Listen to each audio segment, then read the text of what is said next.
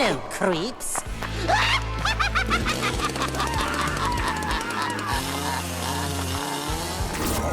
All right, welcome back to Fright Night Flicks. You're here with Dan and Darren. What's up, guys? What is up, everybody? Today we're reviewing the 1987 Predator. Run! Go! Get to the chopper! Now, before we jump into the show, we got to talk about a little adventure we went on. Yeah, so as you guys know, we watched Lost Boys, or the last podcast was Lost Boys, and we were visiting Santa Cruz, so we thought, hey, we got to visit that comic book store that's in the movie. Well, I wouldn't say we. I would say I looked it all up, and I'm like, hey, bro, you can go get the comic book from the movie there. Yeah, I knew nothing until we were down there. Yeah, Dan looked it up. You can actually get, the comic, what is it, Vampires Everywhere? Yeah, so in the movie, there's the Frog Brothers give Sam the comic book Vampires Everywhere, which is like the guide to vampires. So the comic book shop is an actual world place. It's called Atlantis Fantasy World. Now, the original location, I think we talked about it, but that place got, not destroyed, but they had to move out of it for whatever reason. I think there was an earthquake or something. And to make it very clear, it was not actually ever on the boardwalk. No. Common misconception. Yeah. So anyways, you can look it up. It's Atlantis Fantasy World. It's downtown in Santa Cruz. You go in there, and I thought you'd just like pick up the comic book, and they just be like, here you go, like whatever, right? Yeah, thanks for visiting. See you later. No. So much. No, because as soon as we got it, they called over the owner, who's Joe Ferrara, I think. Yeah, he's actually in the movie for a very brief sequence. You can see him in the background. Yeah, he's at the pinball machine in the comic book store. It's the scene after where the grandpa pretends to leave with Sam in the car, but he doesn't go anywhere. And then they flash cut. Yeah, it cuts to the comic book store. Anyways, the guy comes out, he signs the book for you, like personalizes it. And even better, he gives you a bunch of like lore on the whole thing. Yeah, a bunch of backstory about what it was like being there when they were filming. It's really cool. And also what we found out, here's the book right here. And if you open the book, because it's not a real comic, like they just had the cover and I think they just printed one page of like comic vampires. Yeah, I don't even know if there was one. I think it was almost empty or something. Yeah, but they filled the book with a bunch of behind the scenes stuff, so it's really cool. Yeah, and there's a doll. It's right here. It's Laughing Sally. And I'm like, I know I've seen that. Like, why do I know what that is? Because in the comic book shop, you could see it standing, the Laughing Sally standing at the end. Right. Anyways, it's the whole thing where this thing came from San Francisco. While we're at the boardwalk, you probably didn't even see it. Laughing Sally is there. Oh, that's really cool. When you go to like Atlantis where the like mini golf and stuff is. Yeah. Yeah, you can see it. It's like, it has a little plaque there and stuff. Yeah, that's really neat. And we also found out next year's like the 40th anniversary of the movie. So they're going to do a big deal at Santa Cruz on the boardwalk. And I think some of the actors are coming there. Yeah, I don't know exactly who. I think the other Frog brother, not Corey Feldman, but the other one, he goes. Honest, the lesser known one. Yeah, but either way, it's cool. They go and a bunch of people show up, apparently. I would love to go to it. Well, what's really cool too, at the store, they mark anyone who buys the book, they mark their location on a map so you can see where people come from. And there's like a ton of people from all over the world that come there to get the comic book. Yeah, really cool experience. I mean, I didn't expect it and it was awesome. So shout out Atlantis Fantasy World. Yeah. It's good times. Yeah, it was cool. All right, back to the movie. This is the first Predator, and if you don't know, I'm going to tell you how it begins. Dun, dun, dun, dun, dun. Dun, dun. Dutch, a soldier of fortune, is hired by the U.S. government to secretly rescue a group of politicians trapped in Guatemala. But when Dutch and his team, which includes weapons expert Blaine and CIA agent George, who the F is George? I've never heard of a George. This is from Rotten Tomatoes, I think. Who's George? Is that the old guy? I mean, maybe that was the general. I do not know a guy named George. What's up, guys? Quick editor's note here. I guess George is actually Dylan. His real name is George Dylan, which is funny because they never said that in the movie. That's Carl Weathers' character. So you can see why we're confused. I don't know why in the overview it said George. They should have called him Dylan. All right, back to the show. Either way, they land in Central America. Something is wrong. After finding a string of dead bodies, the crew discover they're being hunted by a brutal creature with superhuman strength and the ability to disappear into the surroundings. I mean, dude, you guys got to know what this movie is, right? Who doesn't know Predator? Amazing. Yeah. That's what it is. This is directed by John McTiernan, writers Jim Thomas and John Thomas. They're the two Thomas brothers. The Thomas Bros. Actors Arnold Schwarzenegger, Carl Weathers, Jesse Ventura, and Kevin Peter Hall. Now, I know I saw your head tilt. You don't know Kevin Peter Hall. I did watch a behind the scenes thing. I know he's the one who plays Predator and he's tall. This dude is 7'2", also played in Harry and the Hendersons. Oh, dude, I didn't know that. That's awesome. Yeah. And what's not awesome is he died from an HIV blood transfusion. Definitely not awesome. Let's go on record with that. Yeah, it was a blood transfusion that got him like messed up, killed him. Oh, that's horrible. That sucks. Isn't that crazy? Yeah. Anyway, I just thought that was random. That's a bummer. Wait, you forgot that other guy. One of the army guys actually redid one of the Predator movies. Yeah, he probably did. There was a writer. I forget his name. He's the one that talks about the big vaginas. Oh, anyways, he made a remake, and I think it was awful. Okay, well, there's that. That's all I know. There you go. He was actually brought on because they wanted him help like rewrite the script, and they kind of brought him on as an actor, hoping in his spare time he would do that. Oh, really? It's kind of the backstory on that. Yeah. Oh, well, cool. What, do you know his name? Nope. Okay. Rotten Tomatoes, critics gave it a 65%, audience an 87%. So this is one of those classic, critics don't really like it that much, audience love it. Hey, ahead of its time, one might say. You know, it's interesting. Oh. One might say. Well, I'm a little nervous by that reaction. All right, now before we jump into the reviews, first, we got to talk about something. Spotify is awesome. You guys are doing great. We're like 4 followers away from 1,000. Oh, that's awesome. Yeah, we're almost there. Anyways, Thank you. But on Apple reviews, yes, you guys are doing great on Spotify. I don't want to minimize that. But on Apple, we are 6 away from the bonus episode. Yeah, so 6 more Apple reviews and we drop a bonus episode, which you guys get to pick. Who? They.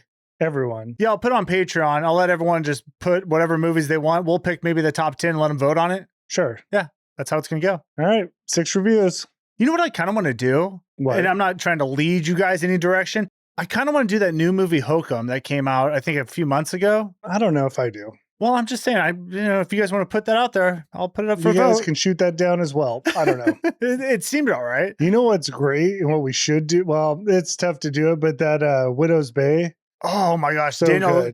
Yeah, Dan got me on, and Josh, shout out Josh. He got me onto that show as well. It's like a scary island mystery horror movie. Yeah, show. it's great. Yeah. Let's just leave it at that. Yeah, it's really good. And we also have some new members on YouTube. We have Kevin, Chloe Morris, DDT Method. I would guess that's Chloe, but just a guess. That's probably a good guess. JM Smooth, Dexby, Kim Stanfield, Roman Nunez. And on Patreon, we have Hang Low 12 inch.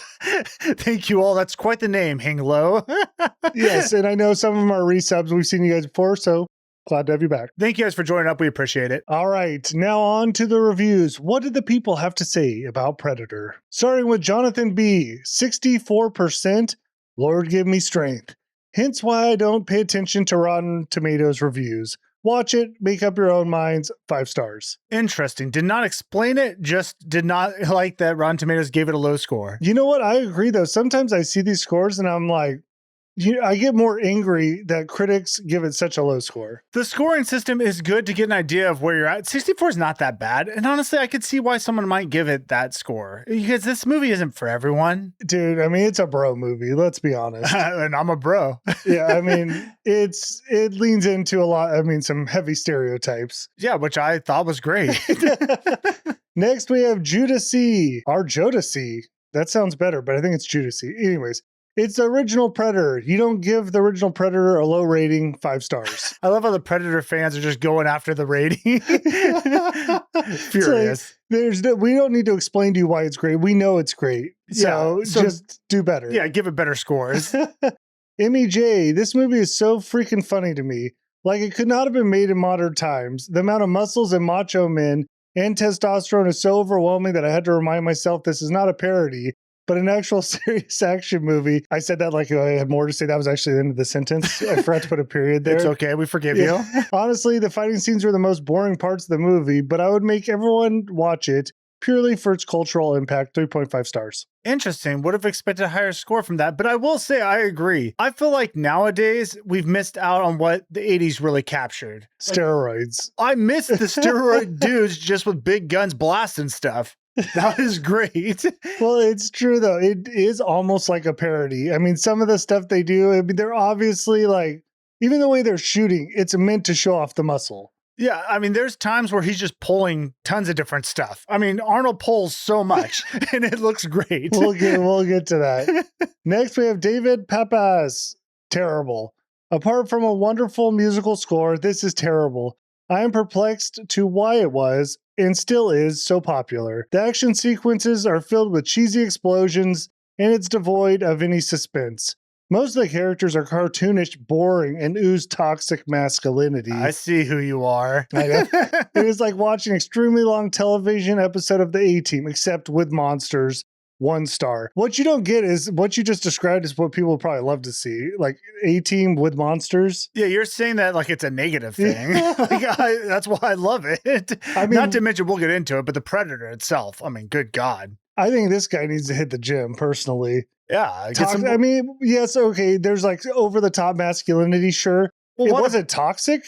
No, I thought it was beautiful. God, yeah. All right, let's move to our initial impressions of the Predator. What is that word you have written there? Yoshi. Okay, I put that on there because we haven't, let's be honest, I don't think I've watched other Predator movies. I think I've only watched this one. Oh, really? I've definitely watched other ones, a lot of other ones. Oh, really? See, I have not. Then you should know what that means. That's the Predator. No, I just don't remember. Yoshi. I mean, yeah, I've watched it. I don't remember much of them.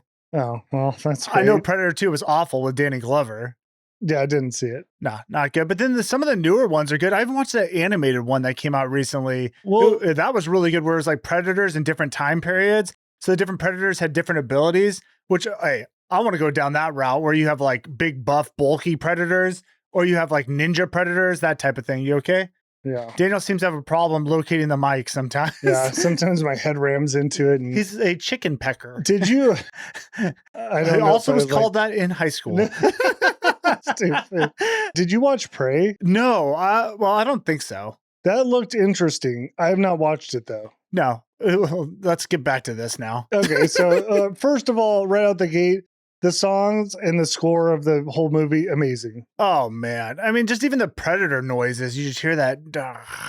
Oh, let's see if you can do it better. Nope. I can't do it. I can't make the click. I can.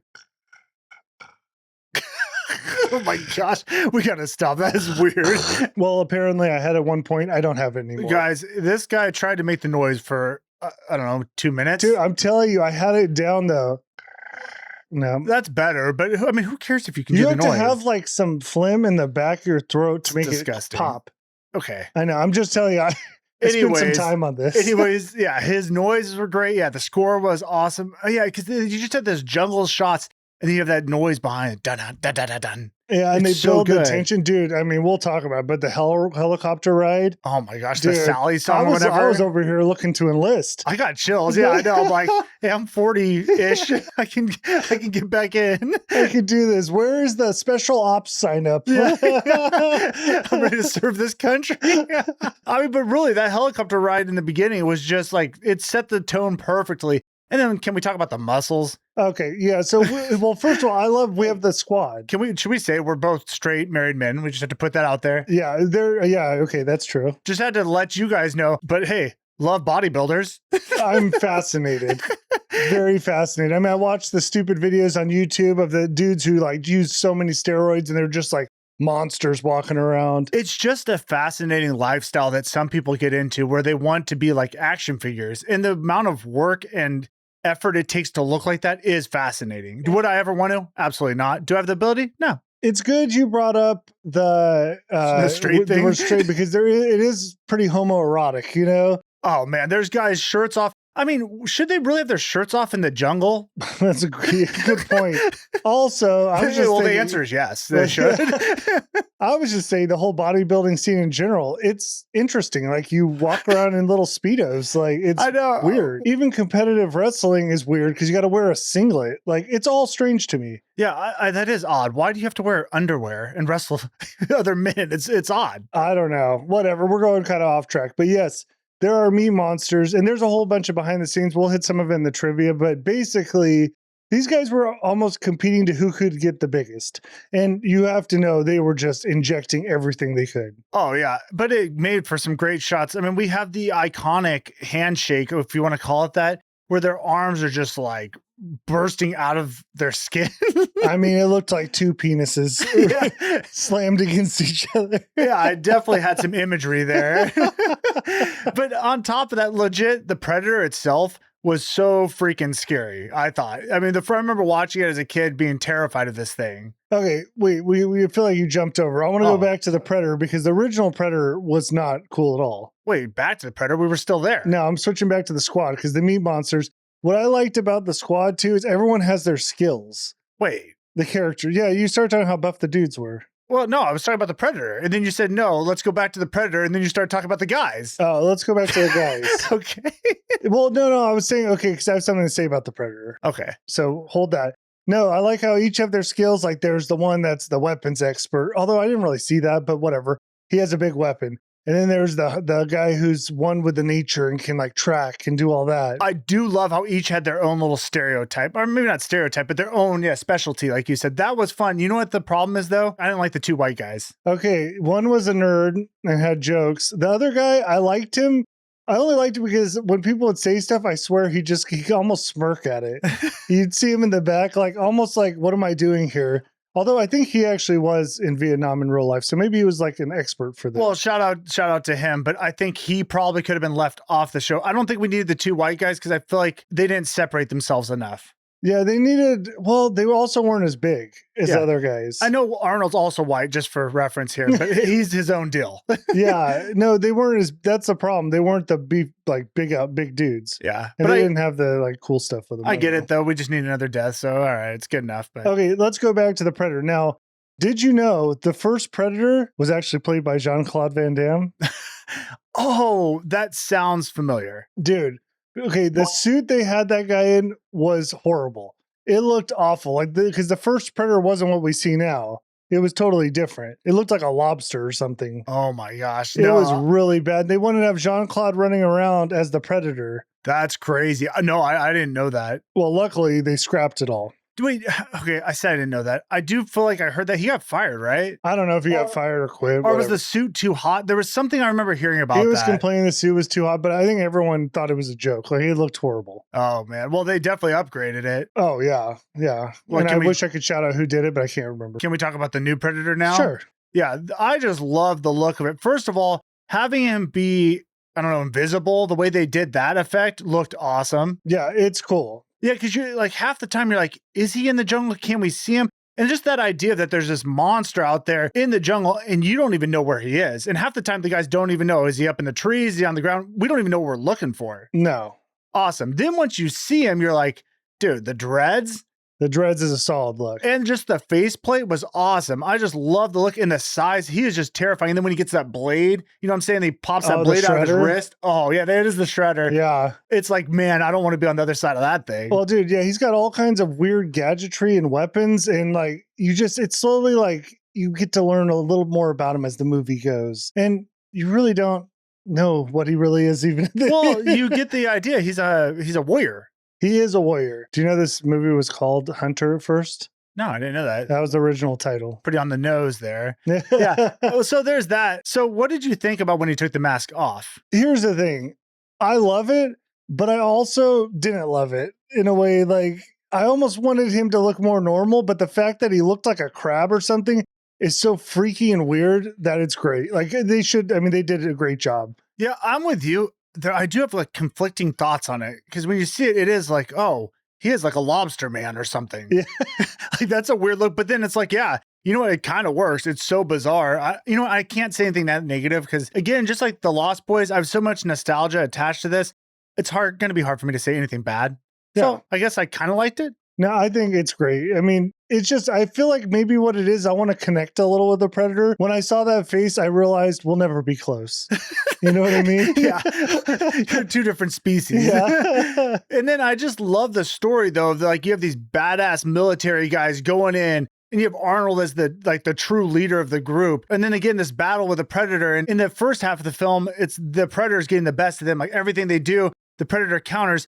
But then at the second half, it kind of flips it to where Arnold has the upper hand and he's almost hunting the Predator. Yeah, you're definitely right about that. But I also liked, you're kind of talking about the, 2/3 of the movie. In the very beginning, this is like an action film where we're going in after like these guerrillas and there's CIA operatives and all this stuff going on, you know? Yeah, well, that's what makes it fun. You think it's kind of going one way and then it kind of turns on you a little bit. Yeah, I mean, we all kind of saw it coming. I think from the initial spaceship, we knew there's something weird going the on. opening scene is a shuttle being launched into the Earth. I'm like, oh, that looks a little odd, but okay. Well, I think we've talked enough. Let's get into it. Let's go. The film begins in space. Like, we're outside of the Earth's orbit. You know what I mean? We're sitting on a star. Yeah, we're in space. We're not on a star. I just said that. Anyways, we see I was like, where'd that come from?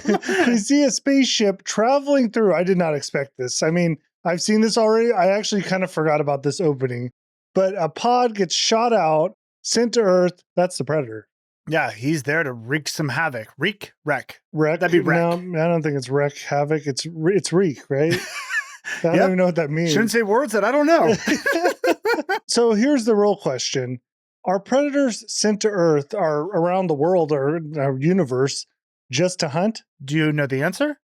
I would say yes. Yeah, I've watched other movies, so I can give a little more context. He sure didn't seem to be doing anything else. I think it's like a rite of passage type thing where the young predators go and they get sent to somewhere to hunt something dangerous. And if they survive, they move on. You know, that's pretty cool. Yeah, I love it. That's why I like the Predator series. I would actually like to do more down the road. I don't know how you feel because I feel like you're anti-Predator from the beginning. No, I'm not anti-Predator. I just don't know enough. Story has changed. Well, I haven't seen enough of the movies, and I know there's some bad ones. It does border that line from action to horror, but I would say a lot of these obviously have a lot of horror aspects to them. Yeah, I mean, I'd rather move to Alien than keep going down the Predator chain. What I want to do is hit Aliens and then circle back around and do some AVP. Oh, I didn't even think about Alien that. versus Predator for you novices out there. Okay, anyways, so they are sent here just to hunt and get trophies. Yeah. I do have some questions about their trophies. Go ahead. Because we'll get to it later, but they collect skulls, right? Seem to have a lot of little skulls. Like, are they killing like birds and stuff? I think the human skull shrunk somehow. No, he's got like on his belt and stuff. There's like little bird skulls. I didn't notice that. Yeah, I'm just curious. I mean, maybe he starts with like low level game, you know? Yeah, he was just figuring things out at that point. I thought you meant like baby skulls. That's dark. That's too dark, though. No, but also we don't see a ship or anything, right? Not in this movie. Well, no. Yeah, you're right. So, he got blasted down there. He must have been in some sort of ship. Yeah, we never saw that. And there's no talk of like somebody seeing something fly out of the sky to the Earth. No. Okay, just throwing that out there. Yeah, correct. Okay, so anyways, he's arrived at Earth. We cut to a helicopter flying into the Valverde coast. Apparently this Valverde is the directors or whatever writers. They use this in multiple movies. It's just a made up place. Oh, okay. But it's supposed to be in South America. I think it's supposed to be Guatemala, but I think they actually filmed in Puerto Vallarta in Mexico. We've been there. We have been there. There's whole stories behind that. Can't get into it. Another day. Although I will say I was attacked by a gang of cats. I think, dude, you say that. I think we've told this story. It might have been on a Patreon one or something. Okay, well, that did happen. Daniel woke up in the early morning with a gang of cats around him. It was me and my buddy Jay. Shout out to Jay. Shared a room. Suspect. I know you listen. You don't ever say anything. I know you're a listener. Anyways, as they're flying in, we get that music. Dun. I try to do it, but you just pipe it in. All you said is duh. Because it's going to go to a different song. All right, here you go.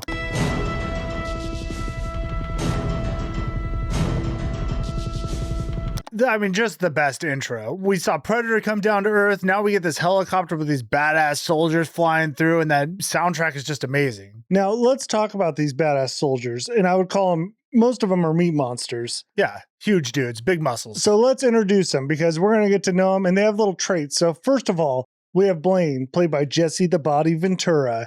Tobacco chewing, gruff dude, man's man. Man, the amount of tobacco he shoves in his mouth is disgusting. Yeah, you know what?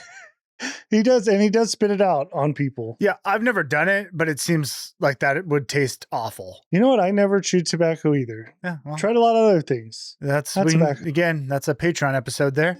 Or a members episode, I should say. Addicted to nicotine, never chewed. Or smoked. Yeah. I mean, I tried, I smoked a cigarette. All right, we don't need it. But never got into it. This isn't life story time. All right. Next, we have Billy. And Billy is he Native American? I think so. I don't know. Hopefully the actor is. Yeah, I knew stuff about him at some point and I forgot it. So that's what you get. Well, the actor, apparently, they actually hired a bodyguard to follow him because he was volatile. Oh, he was kind of crazy, right? Right. They were afraid of him. So like insurance made them have a bodyguard. And it kind of comes off in the movie. He seems a little weird. Well, I don't know. I liked him in the movie. To me, he was like a tracker. He was calm and like just took everything in. Yeah. All right. Right. Yeah. Then we have Mac. Mac has crazy eyes and he loves to shave. Sometimes he does a weird thing with his mouth too. Where he kind of cocks it when he's shooting that gun. Oh, yeah. Yeah. No, but Mac is a tactician. I don't know what his like role on the team really is, but he's good at it. Well, he's friends with Jesse Ventura. That's the main thing I learned. Bird whistler. He Yeah, has he a does. great kill with a bird whistle. Yeah, that was solid. So maybe that's his thing. We have Poncho. He's a white guy. He's the other white guy without glasses. That's all I can say about the him. non-nerd one. I think he has stripes on his face. Some, like the. Okay, we're gonna get to that. Don't jump into that yet. It's the camouflage stripes. Right. They all have interesting stripes. We'll get to that. Anyways, I feel like Poncho was Dutch's friend, like or a right-hand man or something. Sure, we'll go with that. I don't even know if that's true. Next, we have Hawkins, who's the nerdy white guy, and you know he's nerdy because of the glasses. Yeah, and he cracks a bunch of jokes, inappropriate jokes. That's all I really know about him. Yeah, they made him wear those glasses. He didn't even want to. He wanted more like, wow. He wanted to wear tactical glasses, but they wanted him to look nerdy. Yeah, that works. And I don't even know why. Like, I guess he's nerdy, but they don't have him doing things like, I don't know. You like just you need to separate the characters. I'm for that. Like, I need him to analyze the Predator's equipment, and then that kicks in. You know what I mean? His nerd power. Yeah, but he didn't really do that. No, he kind of died. I got to say, too, if you're going to watch this movie, I watch this on YouTube TV. Don't do that because they cut out a bunch of stuff. Really? Yeah, like the jokes aren't in there. Oh. Yeah, it's weird. All right, I so don't like it.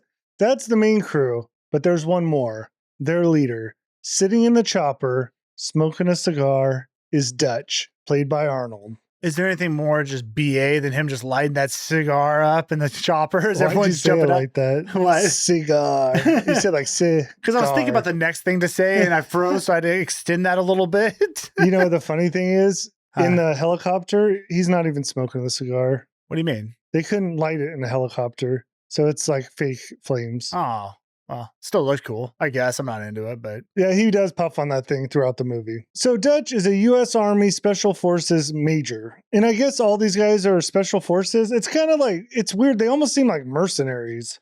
yeah, they basically just say Dutch is in charge of the group. He's the leader and they go and do special missions. Special forces? I don't know. You know what's interesting? Out of all these guys we just described, there's a couple that had some political careers. Obviously, Arnold was the governor of California. Yeah. Jesse Ventura, governor of Minnesota. That's the one that's tough to believe because I feel like he's kind of crazy. Yeah, I don't know. I mean, he is, but he was a wrestler. So it's like, what's persona and real? I don't know. I feel like there's stories. I think there's real crazy. And apparently Billy tried to become the governor of Kentucky, but that didn't work out. Oh, interesting. Okay. Yeah, it's just like out of a movie, these meat monsters, you never would have thought that. No, I mean, Arnold becoming the governor was crazy. That was. Yeah. Anyways, Dutch meets with General Phillips. So they land, they all go in. He's meeting with the general to see what this whole mission is. And the general lets him know 18 hours ago, they lost a chopper. Cabinet minister and his aide from this country, whatever country, fictional country they're in. This one. Yeah. They got lost in this helicopter, so they need to find them. Now, they have a transponder that was fixed to the helicopter, so they know where they're at. But Dutch doesn't really get it, and which I was kind of wondering too. It's like, why would you send in these spec ops soldiers into this country, like, for a couple diplomats? Wouldn't you just send, like, a search party? Well, I don't know. It could be dangerous. Well, it could be. And that's where we meet Dylan, because he steps in and says, because some damn fool accused you of being the best. That's why they're here. So we now know they are officially the best. They are the best, but it still doesn't really explain why they're here. Doesn't matter. They're the best. Either way, this sets off one of the best scenes in the movie because they lock eyes across the room. Dutch looks at him and he goes, Dylan. It's like a long lost brother or something. You know what I mean? They act like they're best friends. Questionable if they are. Which is funny because in the rest of the movie, they don't act that way.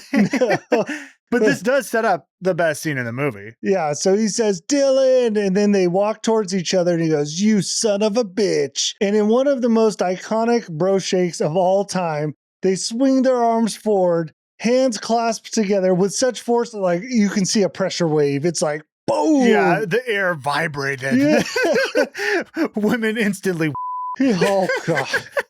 The camera then cuts in and we have these two giant veiny arms just locked together. Well, and they lock, but at a distance, so you could see the bulge of their bicep muscles just tearing through their arm. Pulsating. Some damn fool accused you of being the best. Dylan! You son of a bitch.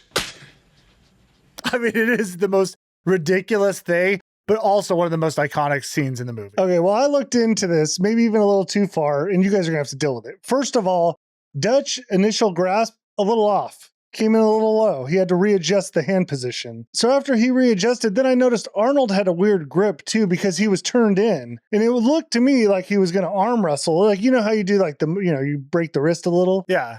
And then I was like, why would you do that? Then I realized they are arm wrestling. This is a standing arm wrestle. Handshake. Unsupported, which actually is crazy. Yeah, so can you do that? Like you stand and they're battling standing. I've never seen anyone ever do this before. Yeah, it was crazy. But it was a great scene to show off their muscles, which is such a funny thing to do in a movie. I mean, it's Arnold. I mean, that's a leap, though, to show that, to make that such a big scene, because they just like freeze it. It's two giant biceps. That is weird to like, hey, we're going to do this scene where you guys have a handshake, but it's not a normal handshake. You're going to be like a couple feet apart. Your hands are going to hit in the middle. And we're just going to zoom in on your arms as you like grasp each other. I mean, really, essentially, it's a flex off. And what's crazier is, hey, I think people loved it. I did. I did. It's great. Well, it ends with Dutch asserting his dominance in this standing arm wrestle thing going on. Basically, Dylan kind of folds and is like, hey, like, we're good, you know? So we know Arnold's the one in charge. Arnold's the big bad guy. A bad guy and a good guy, you know? I don't. Please explain more. He's like the tough dude. He's the stronger dude. There we go. Yeah. We'll go with that. Alpha. Alpha. That's the word I'm looking for. He's the alpha. Really, what you need to know here is Dutch thinks Dylan's gone a little soft. See, he's been working with the CIA, pushing a lot of pencils around. You know what I mean? He's not really in the ops anymore. They start to catch up a little bit on like what they've been up to. And Dylan really wants to know why Dutch passed on that old Libya mission. We're all dying to know. Why didn't you take it? Well, Dutch lets him know we're a rescue team, not assassins. You see, Dutch and his squad, they have ethics, and maybe Dylan doesn't. Which I'm like, okay, that makes sense. You know, we're seeing they're not bad people. They're just, you know, these tough military guys, but yeah, they have morals. They're not going to go into a village and just kill everyone. Yeah, so I heard that, but I'm like, hold on, I've seen this movie before. I think they just do kill everyone. They don't seem to be checking like who people are. They're not assassins, but then we're going to see they go on later to then just kill everyone without asking a question. Dude, there's some kills that are hilarious. And I mean, that's for later, but just assassinations by definition. I just love that they put this in here to be like, hey, no, we have ethics, only to show them just murder everyone. I know, I thought it was hilarious. When they said that, I'm like, no. All right, so let's move into the plan. Dylan explains, like, we have a one-day operation. We're going to take a chopper to get to the chopper, the one that crashed, snag the hostages, and we're done. Simple rescue mission, get in, get out. One twist, though. Dylan's going in with him, and Dutch don't like that because his team, they work alone. And it is weird that Dylan even wants to come along. Like, why would he even jump on this team? But it also is weird because they're supposed to be like good, like great old friends. But we're going to see they constantly fight, and Dutch doesn't trust Dylan at all, which he shouldn't. Correct. Yeah, so that's whatever. Now, this scene was great, but I think we got to get to the best scene of the movie. And that's when we cut to the choppers, carrying our boys, getting ready for war. Go to town and Mary bound up the joint. Claim he has some music, but he has a lot of fun, oh baby. I couldn't love this scene anymore. It starts off with Long Tall Sally being played. It's a Little Richard song. And this thing is blaring. There's something about this song, it just hits. It hits, plus then when you cut to these military dudes, and they've already sold us the story about how capable they are, how these guys are just like the elite military. And then you look at them and you're like, yeah, I get it, dude. They're freaking huge. And they're just acting so cool. You know what I mean? They just look badass in this chopper. Yeah. Also, I didn't mention, we got tandem choppers flying in low and fast. And that just looks cool. That looks cool over the forest scenery. Then you look at them, they're all camoed up. They got big guns, they're chewing, they're smoking, whatever. I don't even know what they're doing, but it looks great. Guys are wearing cowboy hats, and they're also illuminated with a red light from the chopper, like the inside. Yeah, it's just like you're ready to see what these guys are going to do. They did look awesome and cool. Only thing I had an issue with is the face paint. Why? I feel like they were just like, hey, everyone, just do what you want. Like some guys have stripes that go across, some are horizontal, vertical, they're all over, and some just look like they have dirty faces. Well, it's just, they're expressing themselves. I don't know. In the normal military, do they have a standard face paint? Well, okay, here's my question. Do you normally paint your face? I don't know if guys do it or not, but I would imagine there's a purpose behind it, right? Well, camouflage. Right. So you're trying to look cool. You're not trying to look cool. Well, I would say there is that. There is that part, but really it's to blend in, right? Yeah. I didn't get the tactical face paint vibe. I got more of like, you're at a party with kids and people like the kids painted their faces.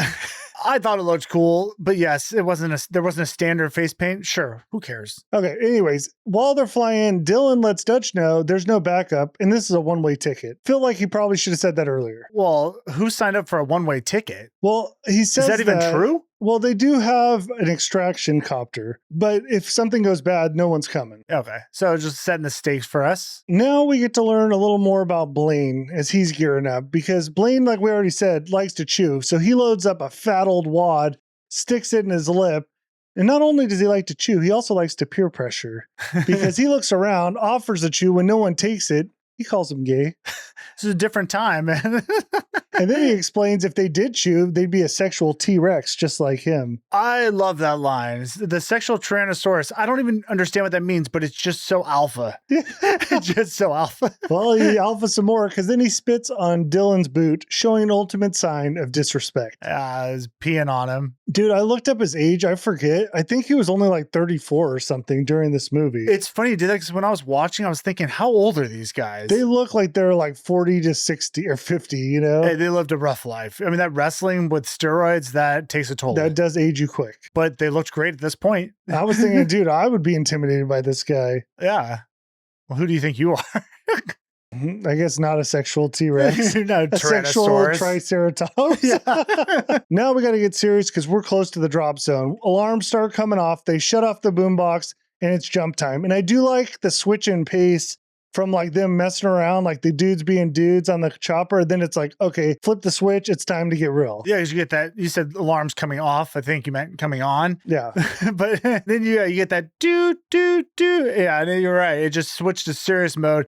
But that's what I like about watching them is they seem like they're so used to these types of missions. They're like, all right, flip it on. We're ready to go. It's drop time. Yeah, and I'm like, all right, let's see what they got. And hey, they impressed. The helicopters hover over the forest. And I thought this was interesting. So they fast rope down. Each one of them has their own rope. I haven't seen that. I don't know the standard procedure to fast roping. I don't either, but it just seems like in movies, usually it's one rope. I feel like when you have multiple ropes, there's tingling and maybe bodies swinging. Dan, this is one of those things I tell you, we can just leave out of the podcast and move on from. Just something I thought about. Thank you. And they were actually supposed to do a helo jump, or I don't know if there's a jump out of the helo. Well, I'm getting confused because there's one that's like a high altitude helo or something, where they jump out and like fly down. But they didn't do that. Or maybe they just meant jumping, like parachuting out of a helicopter. I don't know. They didn't do it. It cost too much money. It's confusing. Thank you. So they land on the ground. They start patrolling out. They end up quickly finding the helicopter. It's like buried in the trees. It's been caught up there. It's like upside down. Yeah, there seems to be a crash of some sorts. Yeah. So they climb up there, check it out. The whole thing has been stripped. 2 pilots around to each one's head. Oh, okay. So they got shot. I didn't know that. The pilots did, yeah. Yeah, because I saw their bodies. I'm like, what happened to them? Why didn't something take them? Because that something didn't make the kill. Right, yeah. But we do have a couple of interesting things going on. One, they were taken out with a heat-seeking missile, which seems odd for the guerrilla fighters in this region. Yeah, it seems like they're maybe more military than we thought. Second thing, this doesn't look like an ordinary, like, civilian helicopter. This looks like a surveillance bird. Oh, things aren't adding up here. Something's going on, Dan. What could it be? Well, we'll ask Billy because Billy's doing some searching again. Billy's like the Native American soldier that he does all the tracking and he knows the land, you know? I do feel comfortable having Billy on the team because I feel like he understands what's going on, even though he doesn't really communicate that sometimes. But you could tell he just kind of knows his way around this area. I just feel safer with him here. Yeah. Well, he ends up finding some tracks. He knows there's 12 gorillas. And they took 2 men from that copter. Now, when I heard that, I'm like, dude, how are they going to fight gorillas? You're talking about actual gorillas. Yeah. I'm like, these gorillas have gone rogue. Amy must be the leader. Amy. You know what I'm talking about? Congo. No, these are military guys. Guerrilla soldiers. Yeah. Anyway, so they took 2 men from the helicopter. That's okay. So we already have 2 possible hostages, right? Yeah. That's not all, though, because there were 6 men wearing U.S. issued army boots following the guerrillas. Okay. So we have a team that got killed in the surveillance chopper. And then we're just going to say there's another team that seems to have come to rescue them. Yeah, but we don't know anything about that. Well, I'm just telling you. And, you know, old Dylan doesn't seem to know either. Suspicious. Interesting. Things are adding up here. Now, I do just have to point this out. While they're walking around, the paranoia in this jungle, it's intense. Like, it just seems like they're being watched.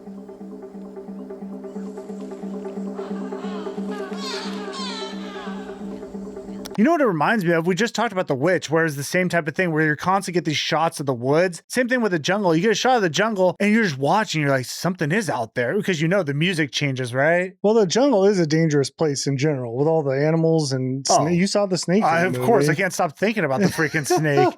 Anyways, so yeah, there's obviously something in this jungle. We haven't seen it yet, though. Billy moves forward. He's kind of doing the frontman recon. But he gets a little thirsty, so he chops a vine and starts guzzling. And I love the touch. It just shows you he knows what he's doing. Yeah, he can live off the land. Yeah. This ain't his first time in a jungle. No, absolutely not. Now, mid-slurp, he hears something up in the trees. And this is where I may have lost it a little bit, because I made it a mission to try to find the predator in all these jungle shots. I don't know if it exists.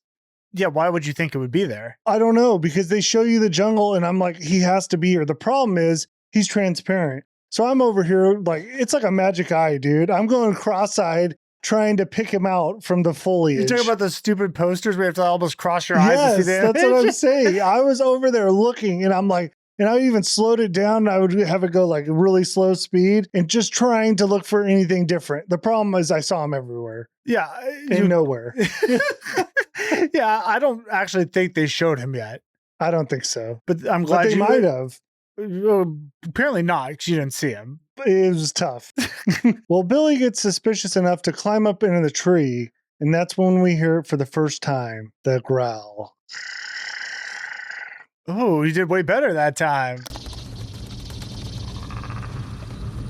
Man, and that noise is just menacing because it's just like, what the heck is that? I don't know, but when you hear it, you know he's near. Well, you know what it is? It's almost like some sort of predator. It's like they're being hunted. Yeah, by something. Well, Billy doesn't see the predator. Instead, he sees some red in between the leaves, so he kind of pushes him back to reveal a fully skinned 3-stack. That's 3 dead dudes hanging upside down. Yeah, and their bodies are just bloody. I mean, in fact, I don't think they have skin, do they? Well, they kind of seem gutted and skinned. I think some are in different stages of skinning. Yeah, so you could think, okay, maybe these gorillas did this to them, but who would do that? You would do that maybe to scare people off, but this is just hanging in the jungle. Okay, well, we know what this is. Yeah.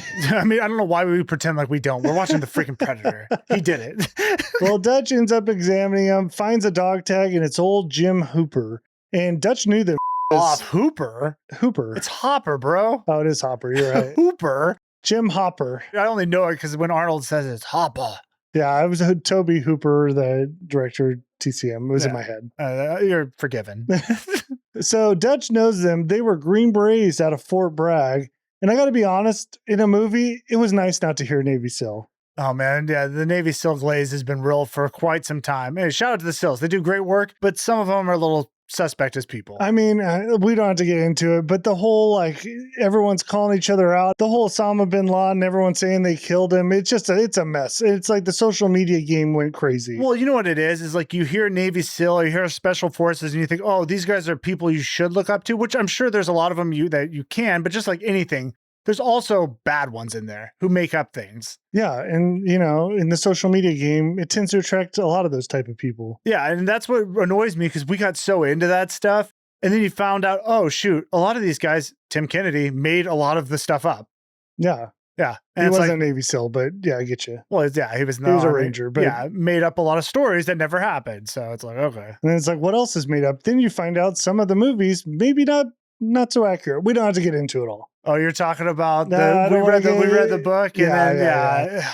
it's disappointing. Yeah. But on a side note, Jesse Ventura was kind of in the Sills. He was in them before they, I think, they had buds and all that stuff.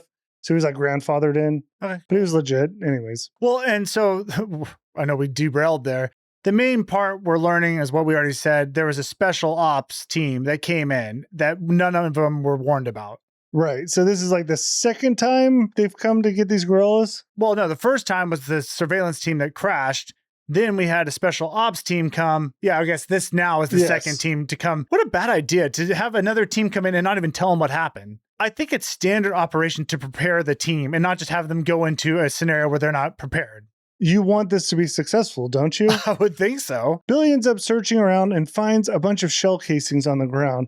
Now, the strange thing, it seems like there was a firefight, like they were shooting in all directions. Problem is, there ain't no tracks. And I love it because it's just like ominous. Why were they shooting around? Almost like they couldn't even see it. Yeah, it's like it wasn't on the ground. It just is such a creepy thing, though, when it's like these special forces can't even kill this thing, or they didn't even know what they were doing. Yeah, they just got destroyed. Yeah. So okay, let's go over what we got going on because it gets kind of a little confusing. We had the diplomatic quotes, chopper crash. 2 hostages were taken from there. Correct. They disappeared. Now that this team that came in to rescue them or whatever, the prior team, they got slaughtered except 2 men are missing. And the rest were skinned, right? Right. Okay. That's all we know. So there's like 4 potential people that we don't know where they're at. It is interesting because why did the Predator just skin those ones? I think that's his process is he kills, skins, bleeds them out, and then he does his other stuff, you know? You think he just wasn't done yet? Yeah. Okay. Because he's got to get his trophies eventually. Yeah, you're right. He does have a little cleaning thing he does. Yeah. All right. Now we're back. Okay. We've kind of touched on the Predator stuff. Back to finding these gorillas, right? After seeing all this carnage, Mac decides we got to get old Painless out the bag. I love the name. Why do you think they call it Painless? Because you probably just don't fill it and you're dead. Yeah, it's a gigantic minigun. Do they major gun? Well, I think it's called a minigun, but Blaine carries this thing around. This is Jesse Ventura. He's got like a satchel, and it's what you would see on a chopper, like attached to it. Yeah, this gigantic minigun. Like this isn't meant to be carried around, but it is one of the most awesome guns. I mean, when that thing, it like screams, and then it's just like That is like, that's a great way to say it. The scream, it winds up and then just like mows down everything. Well, hey, don't worry, we'll get there. We'll get in probably 2 hours when we get there. Well, when I saw this, I was like, okay, this isn't going to be some Metal Gear Solid mission where you're going to sneak around, you know what I mean? And take them out one by one. Although they kind of do. The funny thing is, I started thinking about this in weird ways. I was like, because it's like the video game, right? Well, if it's like Metal Gear Solid. Yeah, where you try to sneak around. That's kind of what this turns into, where they do sneak around. But then, as you do in the game, you end up effing it up. Everyone's coming in, and then it's just a shootout. That's kind of how this plays out. It is funny. Should we really be describing it before we get to it? I don't know. You're right, though. It is funny. They start being sneaky, and then for some reason, Arnold's like, well, this is taking too long. I'm just going to attach some explosive to a truck. You're going too far. We'll get there. So they're moving in to find this gorilla compound. And for the first time, we do see the Predator vision, where we have thermal vision.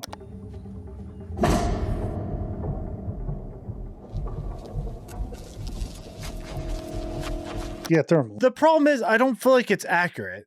The movement of the red moves around too much.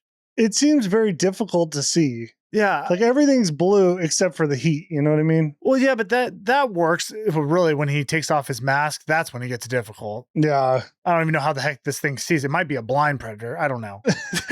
Anyways, yeah. And it's weird. It's like, okay, this thing is a heat signature viewer guy. Yeah. He uses heat to see. Yeah, okay. Which is going to be difficult to get away from unless you know a little trick. There are some tricks. We'll get to it. For now, they're sneaking around. They're getting closer to this compound. Dylan shows he hasn't been in the field for a while because he ends up slipping, knocks a log down the mountain. Very loud. I mean, it's super loud. Like anyone would hear that. Mac basically tells him, hey, you do that again, I'm going to bleed you real quiet. You're ghosting us, motherfucker. You give up position one more time, I'll bleed you real quiet. I like the line. Also, Dylan legit could have gave them away. I mean, they were really close to those gorillas. I mean, that kind of mistake really could just get them all killed. Yeah. F Dylan. We do not like him, but he does have a little redemption arc. He does, yeah. Great one-arm shooter.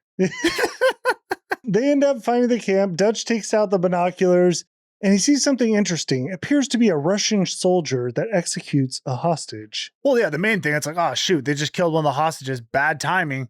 I don't understand why Russian. Well, okay, because this is like a communist back. This is for the time, you know what I mean?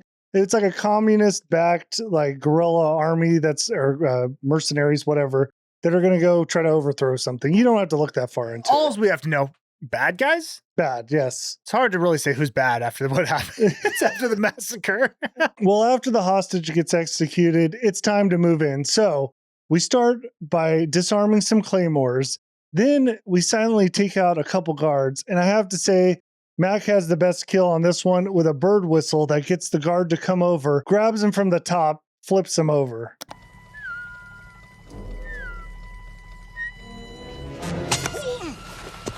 It was a very clever move. Interesting. I haven't seen that one before. I liked it. Very believable whistler. Yeah. It kind of reminded me of like what they say with that Bin Laden raid, how that guy spoke like Arabic or whatever to get one of his sons out of the room. Yeah, that was a great story. I mean, I think that was true. I'm going to believe that's true because I don't think that guy wrote a book yet. So it's probably true. I thought I'd heard other people say it too, but yeah, no, it's cool. All right. So at this point, we've silently taken out some of the exterior guards. And this is where Dutch decides, you know what? We need to step this up a little bit. Yeah, because there's a lot of sneaking around. And actually, they're doing a great job. But the problem is there's just too many soldiers. It's taking too much time. We can't be here all day. Yeah. So Dutch literally walks into this camp. And I wouldn't even say it's sneaking. No, he's straight-legged walking. And he's like a foot away from these soldiers. Like he's like right next to, if one of them even looks over, you're going to see this guy. You're like, who is this massive man with these giant arms walking around here? And you may wonder like, why he's going to walk into the camp? Is he just going to start shooting people? No. He's got a whole plan here. You see, they're using a truck, the rear axle, as like a generator. So he's going to cut the belt. He goes, picks up the truck, moves it onto the ground. I forgot to mention, he threw some C4 onto it, sets it down. Truck takes off. As the truck is going straight for the compound, old Dutch clacks it off.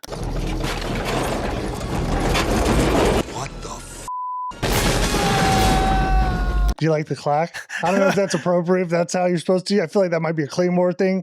Either way, it sounded cool, right? It was just the coolest move in the world. I mean, just watching him, I don't know, deadlift the truck. Obviously, we had to see that. We had to see him, how strong he was. And it's just a crazy move. And he just blows up half this village. I don't know, we'll say half. How does he know the hostages aren't around there? That's the thing. He did his recon with the Knox. Didn't identify hostages, really. He saw one get killed. Didn't say like, hey, don't shoot this building. No. They're just going to go in. Hey, and this is where now we're just going to mindlessly kill everyone. I mean, these poor soldiers are running away with their backs turned and we're gunning them down. Well, I would have liked to see one of the soldiers turn around as he's lifting this truck off the ground and just put a round into him. Yeah. You know what I mean? I mean, the amount of questions that guy would have, like, what was that guy thinking? Yeah. What was he going to do? It's so crazy. But it is hilarious because now these guys are like jumping out, gunning down these guerrillas. They're just standing in front of them and not getting shot. Yeah, there is little to no cover being taken. No, like one guy literally jumps out with a gun, one of the good guys, and just starts shooting at the other two guys who are just staring at him. Right. I think you would get shot. Yeah, I think they'd all be dead. That's the real story of Predator. But guys, this is just awesome. You know, who cares? Yeah, well, at this point, they start throwing grenades into like a fuel dump or something. People are exploding, fires everywhere. And one dude's got a grenade launcher, just launching it into buildings, right? Sure. Next thing you know, miniguns out, spraying people, just mowing them down. Huts being blown up. My favorite of all of this is the helicopter. What happened to the helicopter? Well, there's a crew in the helicopter getting ready to take off. They're trying to get out of this, right? Yeah, they know this isn't going good. One of the dudes jumps out, and one of the good guys,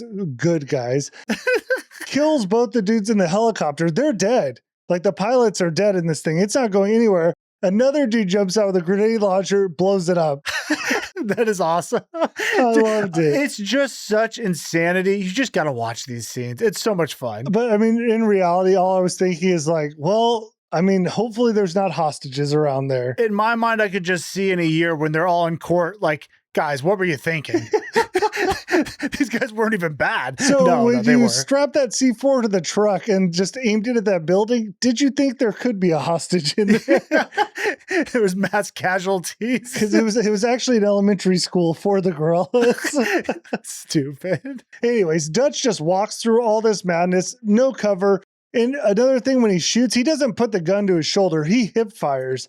It's maximum like muscle usage, you know? Yeah, it looks better. He goes into a building. A guy sneaks behind him, is about to ambush him. Dutch turns, throws a huge knife into this dude's chest, pins him to the wall, and says, "Stick around." Stick around. Coolest thing I've ever seen. That was awesome. He pinned him to the wall like Mike Myers. It was. That was like a Myers kill. It was so cool. Well, then he gets ambushed again, knocks out the gorilla fighter, only to find out it's Anna. So she is fighting with the gorillas? I think she's part of the gorillas. Why she didn't get a knife and like stabbed to a wall, I don't know. She got lucky. Well, because they're not bad. Like he said, they are not assassins.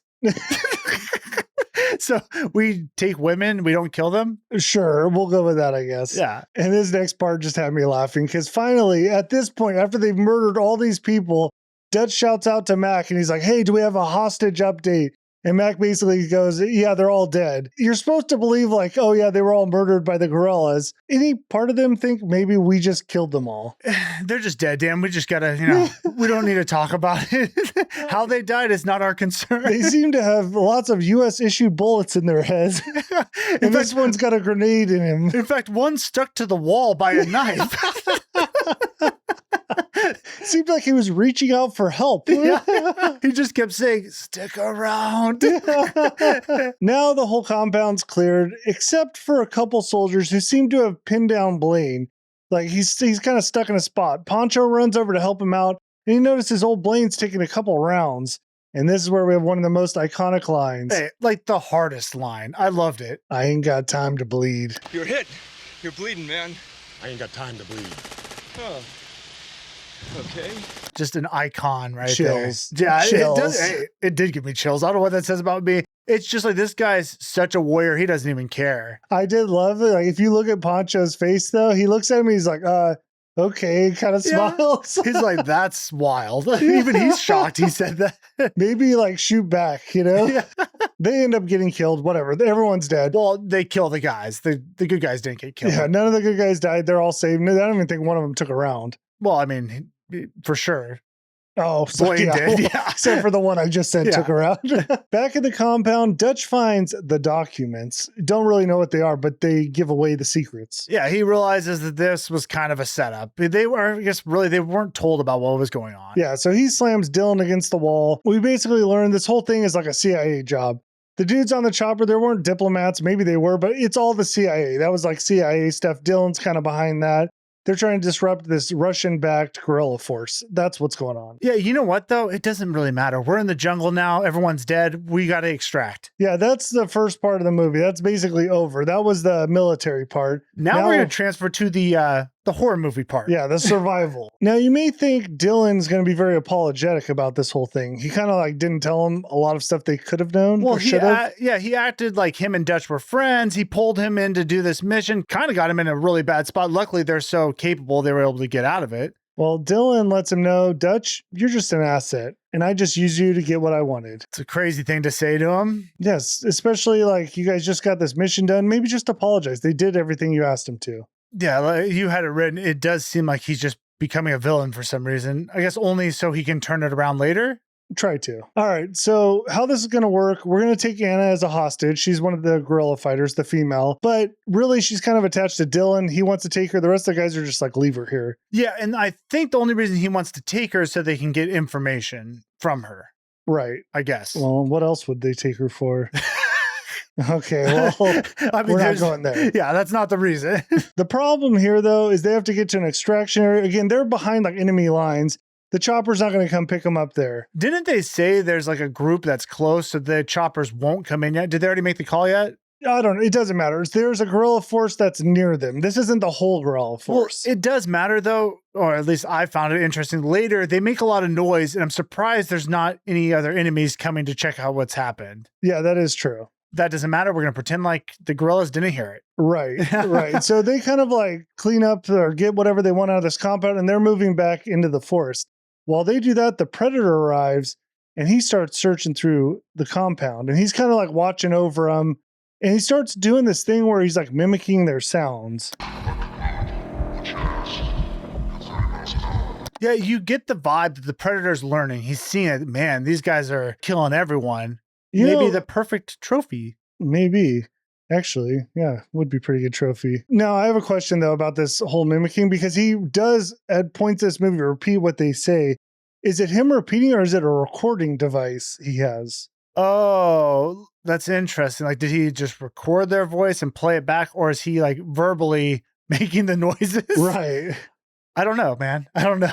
I think he's recording and playing. Okay. But I don't know. The predator ends up catching a couple scenes that we just need to address. The first one is where Mac stabs the scorpion off Dylan's back. And it was kind of interesting that it looked like he was going to kill him, but he's actually just stabbing the scorpion, and then he kills it and puts it on the ground. Yeah, and the main thing is we see later the predator grabs the scorpion. It's just interesting. I don't know what that was. Well, I think it was to show, I don't know, he was looking at the dead animal and then his hand, maybe he's seeing that they're killers. Although I think he saw that pretty well. So that was one thing he noticed. Now, the next part is interesting because Hawkins tells Billy a joke about his girl's echoing vagina. So not a very funny joke, but Not that funny, but Billy actually laughs at this, and the predator records Billy's laugh.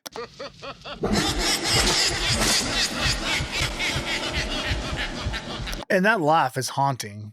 It's one of the greatest parts of the movie. Yeah, because they keep replaying, and you're just like, man, that's just disturbing. It just sounds menacing. And it kind of evolves. Yeah. It evolves. All right, the guys are in the forest. Predator drops into the camp. He's looking over everything. And while he's doing it, he starts saying their lines like, over here, turn around. And then he plays back that laughing. And that's where he picks up the dead scorpion and we see the claw. Yeah, it's just so odd because you're like, what is this guy doing? Yeah, what's the purpose of saying the lines? Is he like practicing them for something? It almost is like he's trying to learn to figure out what these guys are about. Right. Or is he going to use it against him? I don't know. What we know is he's right behind him, and that's going to be a problem. As the squad is making their way to the extraction zone, Billy, out of all of them, really seems to think something is around them and watching them. Like he's onto this early. Yeah, you keep seeing him just kind of stare out into the woods. You could tell something's bothering him. And of course, he's like one with nature, so he can feel it. Well, and I think. heard that maybe he heard his own laugh.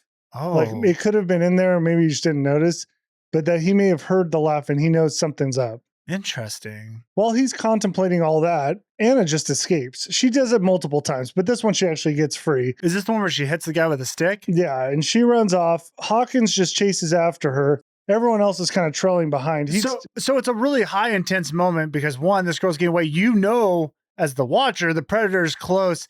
And this guy's chasing after her, so it's like, oh, this is going to be interesting. He ends up tackling her to the ground, and then you hear the clicking.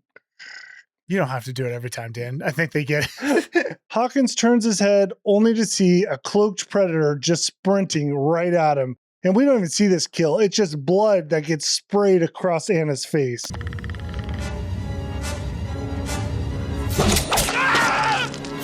It's almost like a wave hit him. Like this guy had no chance. Just all of a sudden that thing runs. And then, like you said, the spray, it's like, what the F did this thing do to him? Yeah, you were once a human. Now you're a pile of blood. Like almost from Doom when you get hit with a rocket. You know what I'm saying? Oh, you're just a pile on the ground. Yeah. Yeah. That's what happened to him. I don't know. What do you think he hit him with? The spike? I think that was a spike kill. Yeah, the main thing we see the predator, and like we said, he's almost got that camouflage so you can see what's behind him a little bit if you haven't seen it before. It's like a heat wave. Yeah, it does look like a heat wave, but like shaped like a predator. Yeah. So the predator ends up grabbing Hawkins and just drags his body away. Poncho's the first one to arrive. He sees the blood trail, follows it, just finds a pile of organs. And that's pretty horrific. That I mean, would be tough to see. How do you process that? Like, what would have done it, you know? Well, and it's the speed at which it happened. It's Yeah. like this just happened. The guy got taken away, and something is so strong that it ripped out his organs and took the body. Just gone. Yeah, it's terrifying. So the whole squad makes it to the scene. Anna's just sitting there in shock. And they were like, okay, somebody's got to ask her what happened. By the way, she only speaks Spanish at this time. Yeah, that'll change. All she can say is that the jungle came alive and took him. So the squad goes into tactical mode. We got to set us a little bit of a perimeter, a safe area. They end up fanning out. Everyone kind of goes their own direction and starts setting up traps, things like that. We'll get to it. While they're doing it, though, we pan up into the trees and we can see Hawkins is hanging from a branch, just dripping blood down below. And I loved it because, like, the higher you go, you see more and more blood. And it's just a cool scene. And they never find him. He's just hanging up there. Blaine makes his way to the edge of the perimeter when all of a sudden he hears something in the bush. He readies old Painless. That's the big minigun. The thing starts to spin up, and then a little porcupine walks out of the bush. And you're like, oh man, that was close. Yeah, that was close. He even does like a little chuckle, and he turns his head, only to have a freaking projectile strike him in the neck. You're like, oh my God, he's dead already. No, he's not dead at all. It just like glanced off his neck. Are you sure? Positive. That didn't kill him yet. Because he actually spins around, and that's where you see the flash go off far up in the trees. It's a really cool shot. Because up in the trees, you just see the glow, and then all of a sudden this bolt comes flying at him, hits him in the chest, instantly killed.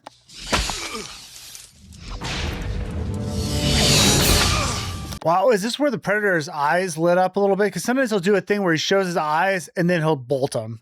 I don't know if he showed eyes this time, but I can tell you he blew a hole in his chest. Yeah, that thing is powerful. You don't want to get hit by one of those lasers.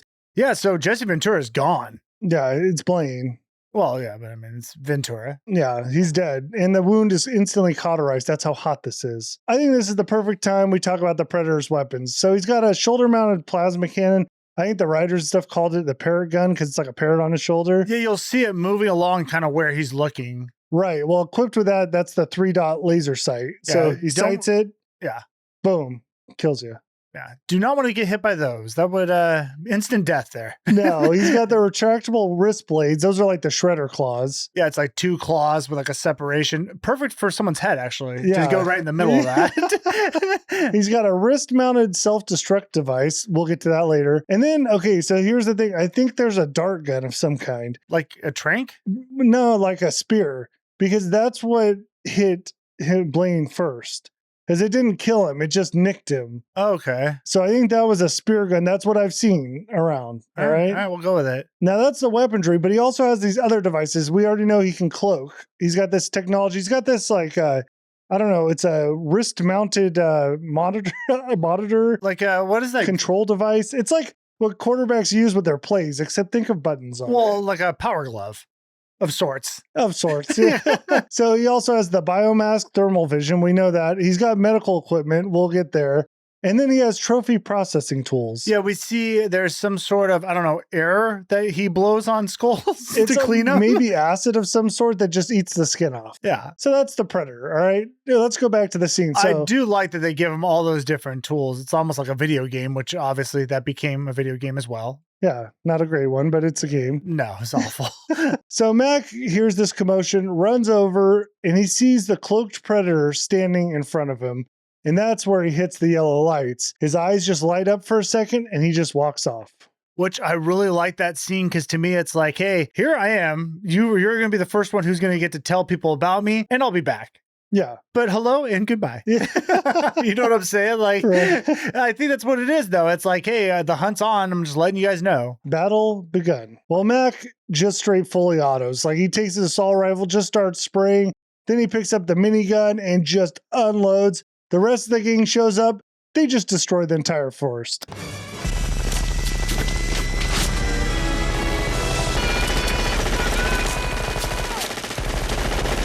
I love it because Mac, that's when he's got that face. He's got his lip going sideways. Love how they're just destroying everything. I don't know how much ammo these guys can have, though. You know what I'm saying? It seems like they just wasted everything. I don't think there's much left. Would you normally shoot at nothing? You know, I bet that happens a lot in war, to be honest. If you're panicked, maybe. I mean, the amount of firepower, though, was impressive. They eventually stopped shooting. I mean, they leveled the entire place. Nothing could be alive. Well, the minigun was out of bullets, too. I think all their guns are out of bullets. Yeah. So Poncho decides to search the area, look for some tracks, maybe some traces of blood, but there's nothing. My problem I had here, why is Billy not doing this tracking? Because we'll find there is blood. I'm going to be honest. I thought Poncho was Billy. Is that a different person? Yeah, Billy is the Native American I one. get him. Who's Poncho? Poncho's the other white guy. The one with glasses or no? I see why you're saying poncho, because that is like a Mexican term for a coat. Yeah. I mean, it you just know doesn't the seem like ponchos you wear. it Is doesn't seem like a coat or white is guy's that- name. No, it doesn't. But that's poncho. Well, maybe he's Hispanic though. I don't think he looks pretty white. I don't know. I mean, sometimes I don't know. You never know. Is a poncho? Is that the shawl looking thing? Or wait, I think so. It doesn't matter. when it's red. What do you wear when it's wet? A raincoat. Isn't that a poncho? I think so. Yeah. Okay. Anyways, Oh, well, whatever. Yeah. So basically, they leveled the forest. The predator got hit, but it took him a while to find it. And you'll know he got hit because he has that neon blood. yeah, they used like glow sticks and lubricant combo. Don't understand why the lubricant was needed, but the glow stick is definitely apparent. Well, Anna spots the blood on a leaf because she's still a prisoner at this point, and they're taking her around. She sees it, like touches it, and then like wipes it on her pants. I guess she didn't want to tell them about it. And not at this point. She doesn't trust. The trust hasn't been built yet. Yeah, they did just kill everyone she knew. It was a massacre. Yeah. And maybe murdered some of their own people. Who knows? The interesting thing with the blood wipe, I'm wondering, like, does she think maybe if she has its blood on her, that'll protect her or something? She doesn't speak, so we don't know. Well, she does speak, but not right now. Well, she never mentions it, so who knows? All right, we got to go and take up some more defensive positions. This means flares, frags, tripwires, claymores, everything, right? Well, yeah, because they're like, we can't keep running because this thing's just going to keep picking us off one by one. We got to go defensive position now. Yeah, this is a survival method. Yeah, because I think that at this point, they're aware that it's hunting them. You're kind of jumping ahead. They're not aware yet. I mean, they're being hunted, but we haven't gotten Are they or forward. are they not aware, Daniel? I mean, obviously they're aware someone's like stomach was just blown open. I think they're aware they're being hunted. I stand on 10 toes on that one. All right, we cut to the predator, and this dude is just gushing green blood out of his leg. And this is where we see all the little tricks that he has, because he turns off the cloaking suit, gets out a med kit, patches up his entire leg, then he uses some like staple device or something, makes him scream, which echoes throughout the entire forest. So a couple things here. First, we see the predator without the cloak. Yeah, So that's where we see the dreads, that metal mask looks awesome. spectacular. We've already went over it, just had to say it again. I do like the idea now that he can bleed. We know he's not invincible, so that's a big thing too. And I also like the idea he has a med kit. It's like he's a soldier too. Super soldier, super space soldier. Yeah, awesome. And there's something about that scene too where he staples himself and he yells and you just see the forest like erupt, like birds are running out of trees or flying. I don't know. They could run too, but probably fly. Yeah, it was a roar. Yeah, it was cool.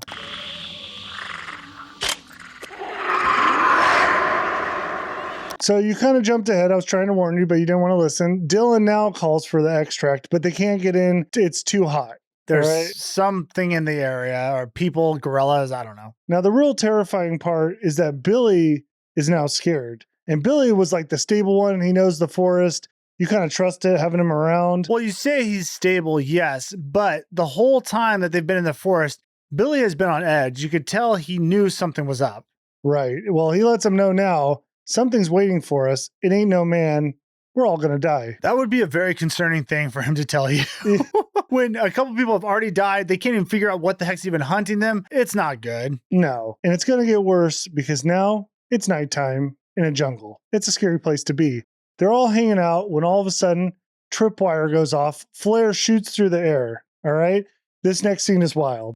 I don't even know if you realize what happened Okay. because I had to slow-mo it to really grasp what went on. Well, I think the boar tried to body slam Mac, right? It's pretty accurate. Or yeah. just kind of threw its body on him, similar to Nanook in the last movie. Yeah, actually, that's true. Yeah. His back is by this tripwire, I guess, that went off. And you have to slow-mo it, but this boar jumps into his chest and sends him flying like 10 feet It backwards. looked great.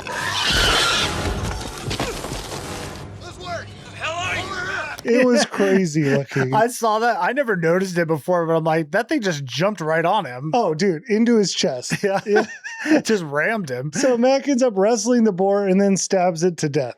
Okay. So Mac did not know that was a boar, though. No, but it was that bloodlust. Like he was just stabbing. Well, yeah, because again, they don't even know what's been hunting them. For all he knows, this could have been the thing. It doesn't really matter. If something jumps into your chest in the middle of the night, you stab it to death. Well, I mean, Except at home. yeah, I was going to say, what if it's your wife? Women in forest on a mission. Yeah.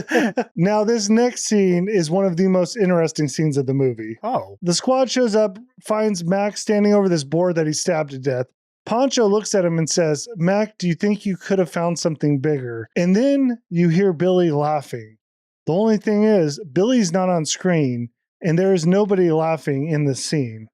Oh, that is interesting. So the question is, was it Billy laughing or was it the predator? That is really interesting. I never caught that. So is the idea maybe the predator led the boar there and then now is laughing at them that they fell for it? It sure seems like that's a possibility. That's something I'm interested in. I think that'd be cool. Yeah, not only laughing, he's using their laugh to mock them. They move on from the boar massacre and they get back to where their little camp is in this perimeter, right? They find Anna. Anna is now like cowering in the corner and Blaine's body is gone. Oh, so that predator did come in and take the body, which would lead to the idea that he kind of set this whole thing up, which I think he did. A little distraction goes through the trees. Yeah, I think 100% he did set off this distraction. He probably, you know what?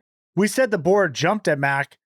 Did he jump? Maybe it was thrown. Yes. That was pretty high in the air, dude. Did you think about that? Not till now. Dang, we just figured this thing out. He threw the boar. I think he did. And then I think he went and stole the body and hey, threw a laugh in there while he was doing it. That's a lie. Multitasker. That's pretty cool. All right. Now's the point where Dutch realizes they're getting picked off. They're one by one. And then Billy throws in like a hunter. Okay, guys, now they're being hunted. Are you happy? Yeah.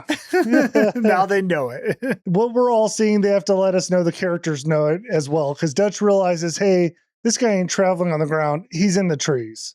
Yeah, because they had set up those tripwires all around. And if he was able to get the body, it wouldn't make sense. He would have set something off. Right, right. So now they go to Anna and they want to get a little more information out of her. And this is where she just decides, you know what? I'm going to just speak English for the rest of the movie. Well, because it was Dutch who talked to her and she's like, all right, you're cool. I'll talk to you, I guess. Yeah.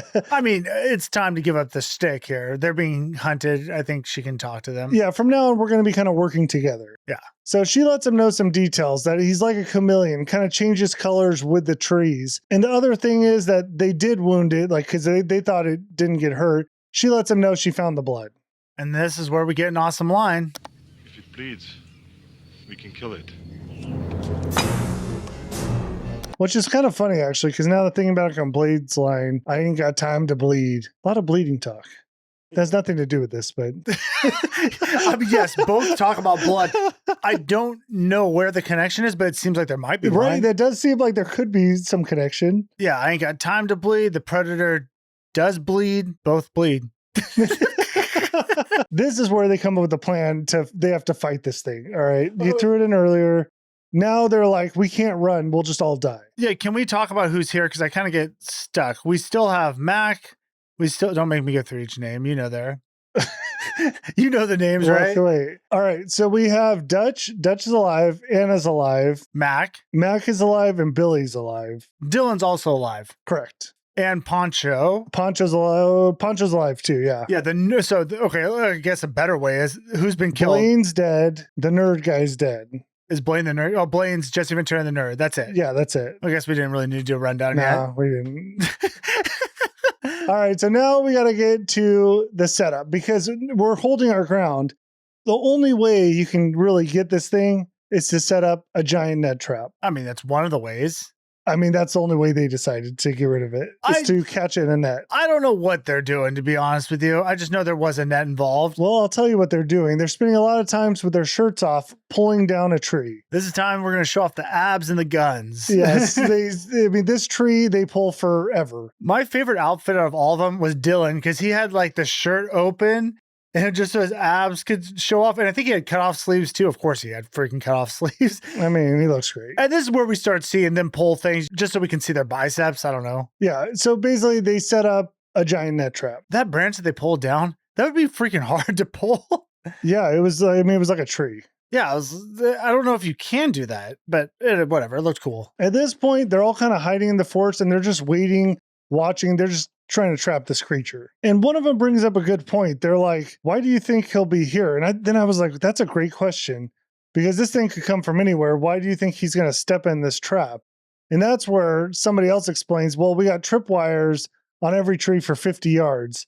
This is the only way in. I think Dutch is the one who said that, but I could be mistaken. Are you wondering how they got tripwires on all trees, dude, for 50 yards? It just seems difficult. Okay, because I was thinking the same thing. I'm like, okay, there's so many levels to trees. You know what I'm Right. saying? There's just no way. It just seemed very far-fetched. But we're going to go with it. Yeah.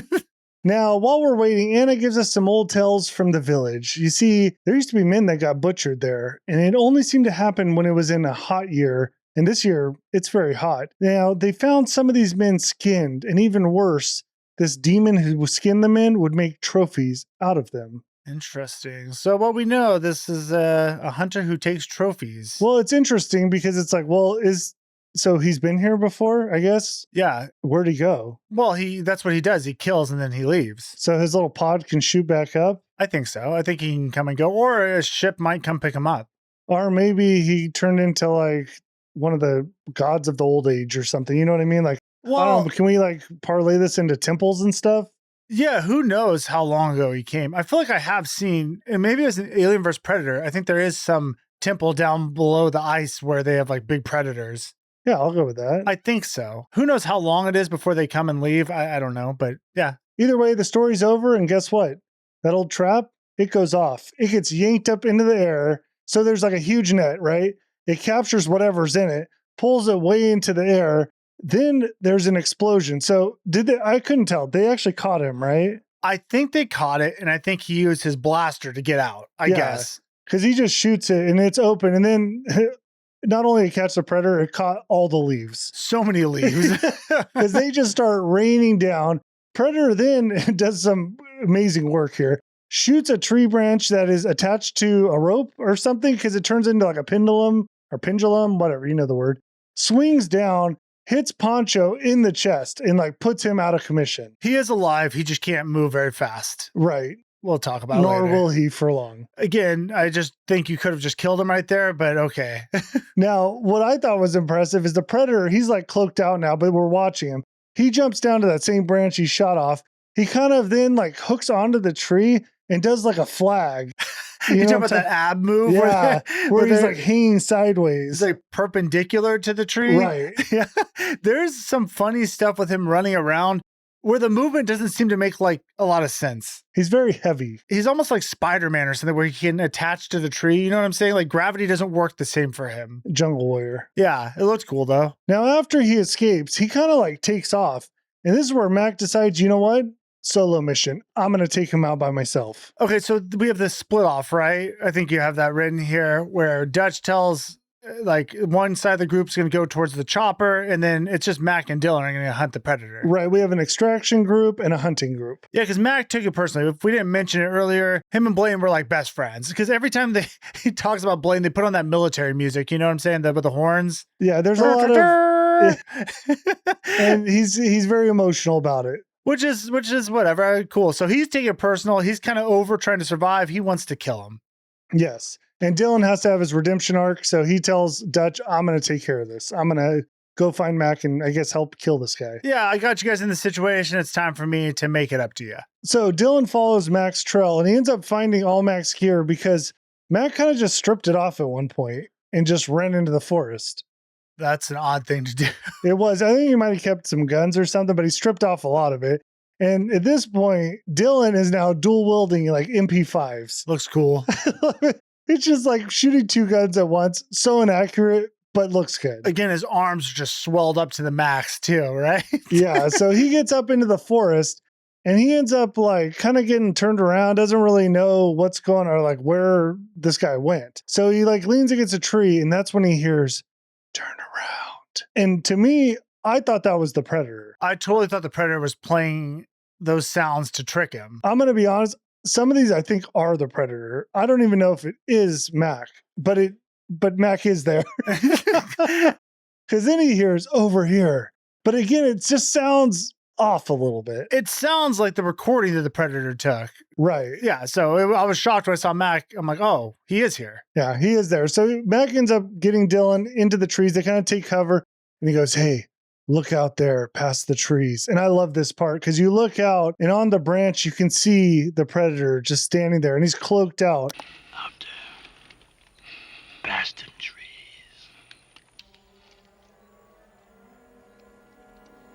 I see you. And actually, they kind of pan once and you can like see him, and it's almost like you see him before the character does. And it seems like he doesn't know they're looking at him. No, he's just doing his thing. Yeah, But maybe he does know. we'll see. So Dylan decides to come up with a plan. Mac's going to move towards the Predator, sneak in. Dylan's going to loop around, flush him towards Mac. Why he doesn't think the Predator will just turn and kill him, I don't know, but sure. I'm with you. I'm like, hey, guys, I don't know why you think you could sneak around with this practically invisible guy up in the trees. Like, he's going to see you. Yeah, I think my plan would be like, hey, Mac, sneak towards him. I'm going to loop around. Meanwhile, I'm going to the extraction team. And you never saw me again. So they decide to do this plan. Mac starts moving through the bushes. He's like on his back. He's crawling like under branches, just sneaking closer and closer. I'm going to be honest. I wasn't really sure why he was doing this. I feel like he could have just stayed where he was. He could have, but either way, he's sneaking towards him. Well, he's got one of his arms up on this branch, and all of a sudden he looks, and there's these 3 little dots on it. And you're like, where the heck is this light coming from? Yeah, and then you hear the clicks. Now, Mac obviously realizes that's not natural, these dots, so he sits up to like kind of inspect what's going on, but those 3 little dots, they've moved off his arm, and now they're on his forehead. This isn't going to be good. That's when we hear the explosion. Pew! Mac takes a laser beam straight to the head.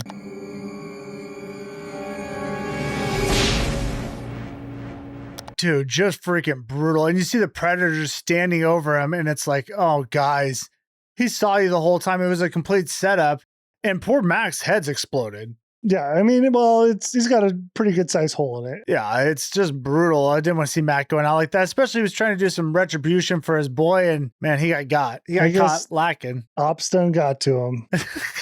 All right, Mac's dead. Let's jump over to the escape crew, see how things are going there. They're running through the forest again. They're carrying Poncho with them because it's Dutch, Poncho, and Anna, right? I wish they would have just killed him off because this guy can't move, and they're kind of saddled with him now. They're trying to escape with him. We're going to find out it doesn't really even matter. Of course it doesn't. But Anna, as they're running, she tries to pick up a gun.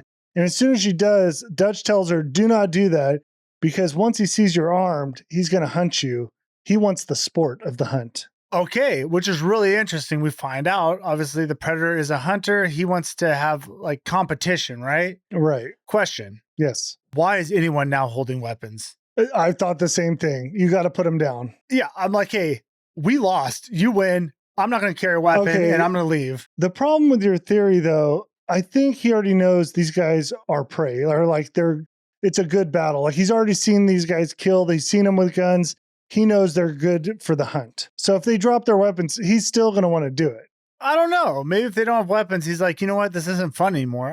I'm not into it. I think the real issue is that these are warriors, our special forces team, and they're not going to go out like that. Especially Arnold's not doing that. No, now it's like, hey, it's a battle. All right, let's jump back to Dylan. So he ends up finding Mac's body. And as soon as he does, he hears anytime.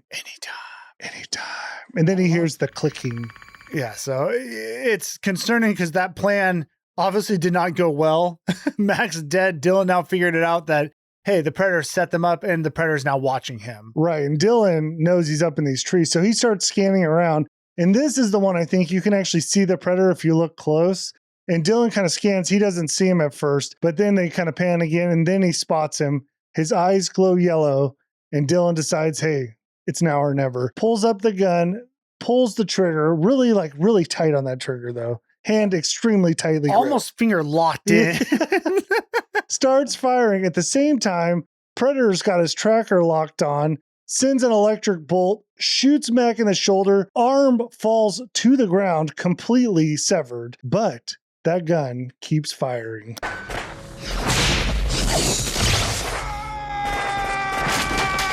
Because that finger's locked in, his arms just floating down, even laying on the ground, but still just blasting away, which was so awesome. There's a part of me that just wants to believe through pure willpower he's able to squeeze that still. I don't know how the human body functions when an arm gets chopped off, but I feel like that finger would let loose.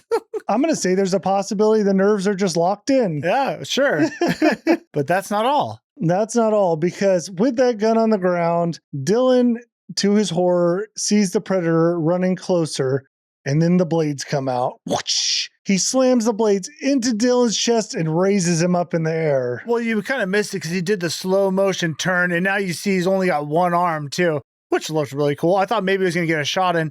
He did not. He got lifted up.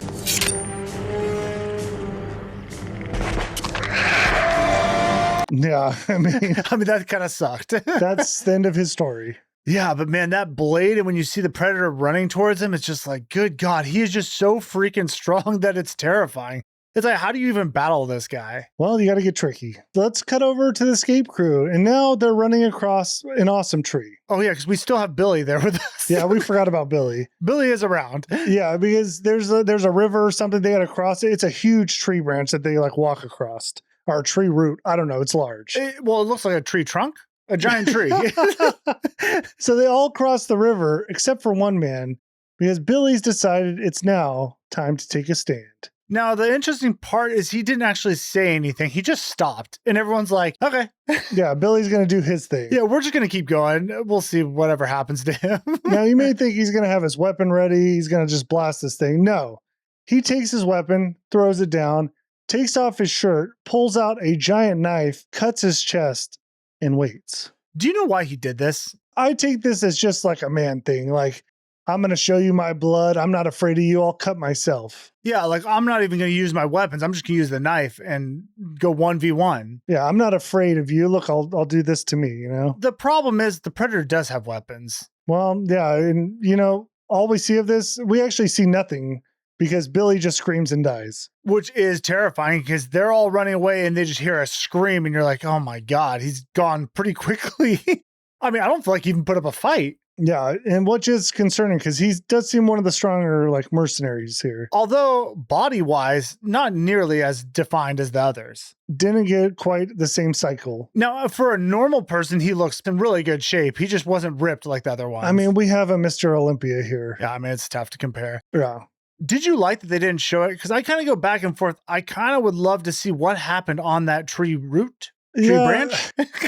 I mean, I like that they didn't show it, but I do think Billy had a lot of potential to have an awesome fight.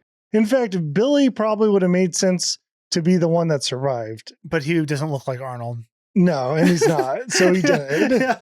But he seems to do better in the jungle and understand what's going on more. Yeah, but you know what, though? At this moment, you can't really show anyone battling with a predator because you have to make it seem like no one has a chance. Except for Arnold. Except for one man. You know what I'm saying? Like, they're making him so unstoppable. Billy, who, like you said, seemed pretty capable, had no shot. And now we're down to 2. Well, no, we're down to 3. Well, 2.5. Well, let's just get to it. They hear this scream, which causes Dutch to stop just enough time for the predator to show up, snipe Poncho in the side of the head. He's dead. I would argue they did everyone a favor. Now you don't have to carry this guy around. They didn't even check to see if he was alive. No, I mean, come on. You actually could hear him in the back. He just nicked me. I'm still very alive. Yeah, it's like that scene in Austin Powers. Yeah. I'm badly burned. They're like, do you hear anything, Anna? Nope. Moving on. Yeah. I mean, seriously, we can't carry him around the whole episode here, our whole movie. Now, even though Anna has been told not to pick up a gun, she defies those orders because she sees this predator. She grabs a gun and just starts to shoot, but Dutch ain't having this. He screams, no! And then he does this kick, whoosh, kicks the gun out of her hand, does a full pivot towards the predator, full auto, bah, bah, bah, bah, bah. But then he catches a shot to the shoulder. It's like a shoulder gunshot. Just blasts the gun, knocks him down. Very fortunate that didn't go through the gun. I think with everyone else, it would have went through their chest, but all right. Yeah, this one just a graze. He's laying on the ground. He looks up at Anna and he goes, get to the chopper! Run! Go! Get to the chopper! I mean, that line. Just the iconic line. How many times have you said that in this world? A million. Get to the chopper! Any chance, if I'm going to the car, I yell it get to the car! You know what's the reality, though? Anna would be like, I don't have any idea where the chopper is. I don't even know who you are. Is there a chopper? I'm a guerrilla mercenary. Do I want to even get in this chopper? Yeah, they might not even let me in because everyone that I was with died.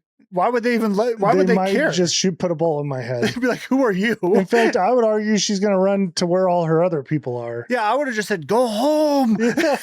So anyway, she takes off. She's going for the chopper. He's on his own path of survival. He's running from the predator. Ends up going on an awesome mountain slide. You know what it is? It's a cleansing. We're about to reset is what we're going to have. What do you mean? This is the big reset because the whole time the predator was hunting him And this is when it changes. Yeah, what's that got to do with the mountain slide? Because he falls in the water. All right, whatever. I don't know where you're going with that. He slides down the mountain, The purification. lands in water. You wanna... Okay, go on. So he slides down the mountain, actually leads to a cliff, goes off that, lands in a river, over a waterfall, and then he's able to like slowly get himself to the shore.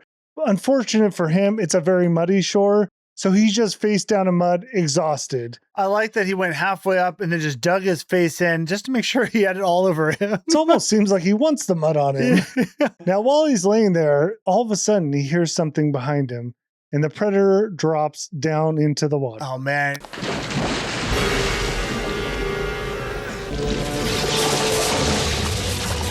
And you're just like, dude, this thing can go in the water. And my first thought, honestly, is I'm like, this guy's got a bunch of electronic equipment. Isn't that going to be a problem? It might be. Maybe the predator had no idea what he was doing. That's possible. Yeah, because this wasn't a good idea for him. I mean, can he breathe? The real question, can he breathe underwater? I don't Because think so. he's very heavy. Oh, And yeah. he probably, can he swim? There's no way. He shouldn't be able to. But he went in the water. No, he has that mask. Maybe, I mean, I don't know.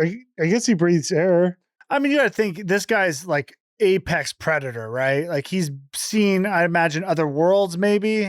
You'd think he would know what water is. So Well, whatever. and then they have been here before. Maybe. Yeah, so you'd think the family would talk to each other or the people. Okay, either way, at this point, They're not people, they're aliens.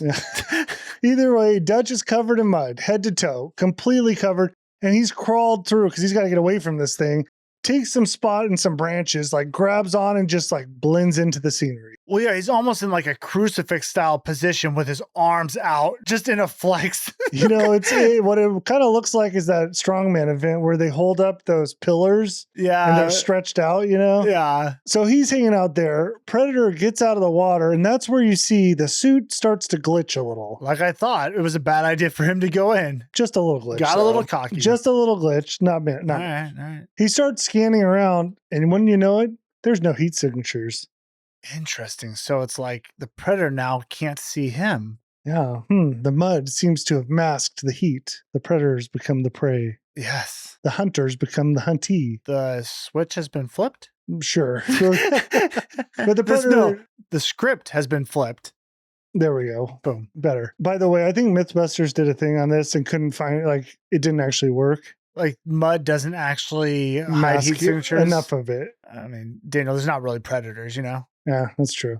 But the predator does catch a possum, or he sees a possum, tries to shoot it, and he misses that shot, which, oh, you know what? Actually, I was going to question his accuracy, but he did just get out of the water. Maybe that was a little glitch. Oh, definitely could have been. The main thing is now Dutch can see the predator, predator cannot see him. So that's what I found so interesting is now this whole thing flips to where Dutch is hunting the predator. Yeah, because he knows the mud masked it. Yeah. So he's got to make up a plan, and any good plan starts with a big tree, and we got to set up another trap. Which involves him pulling and doing a lot of muscular things, a lot of lifting. A lot of shirtless trap setting is what happens. We're pulling ropes, we're bending wood, we're making bows and arrows.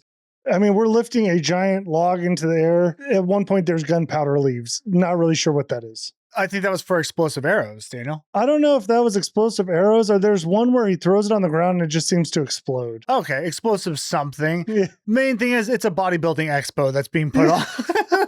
Now, while he's doing all this, the predator is going to do his cleansing ceremony. So he takes Poncho's spine and skull, rips it out as one piece and holds it in the air. And that was awesome. This is where the head's a little small too, right? I feel like his head was too small. Maybe his spine was too big. Well, either way, something didn't look right. I love him just Maybe it's just because the size of the predator, though. I mean, it looked small, Dan. I don't know what to tell you. He's 7 feet tall, so Okay, whatever. We'll give him that. I love that he ripped the spine out. They're just so barbaric. yeah, and it's like one piece like that is just gruesome. It's a fatality. Oh, 100%. Like, 100%. seriously, this is Mortal Kombat. But that's not all, because after he rips it out, he's got to deskin this thing, and that's where we see his little air blaster where he's doing some arts and crafts. Well, it's kind of cool because you see it's not just like this guy's killing mindlessly. It's like, no, this is his trophy and he actually cares about these things and he's taking the skull and he's filling it and he's spraying it off. It's like his collection. Well, it's funny you say that because he actually has a collection and he's got these little skulls lined up. And if you look closely, you can see Mac's skull. How could you tell? Well, it'd be the one with a hole in it. Yeah, he screwed that one up a little bit. Yeah. Did you notice that? No. Oh, yeah. Mac's skull's there. It's got a hole in its head. Oh, that's cool. And this is where if you look at him, he does seem to have some tiny skulls on him. Maybe the bird came at him in an aggressive way. So back to Dutch. Again, he's setting all these traps, getting ready for battle. And now he's got to put a fresh layer of mud on. Again, we got to make sure we're very caked. Dude, I would have so much mud all over my body. And he does as well. I mean, I don't feel like he even had enough, to be honest with you. It kind of stressed me out. I'm like, dude, because you think if the mud does conceal, if you have any spot that's open, you think that would be able to give it away a little bit? It seems very difficult to do a full mask. Now that he's set everything up, there's only one thing left. Light a torch and let out a battle cry. Great yell by Arnold, man.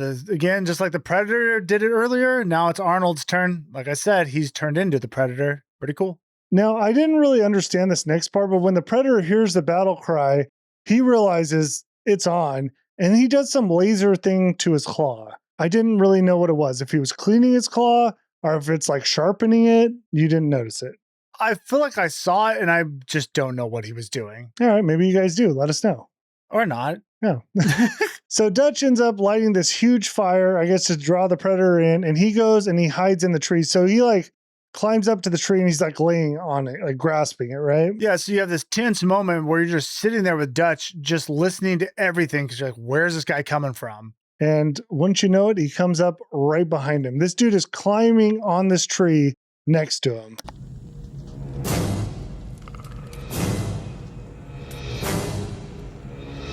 I know, it's like, dude, could you really hold your emotions in and not turn when he's just sitting behind you? Because it's like, did he see you?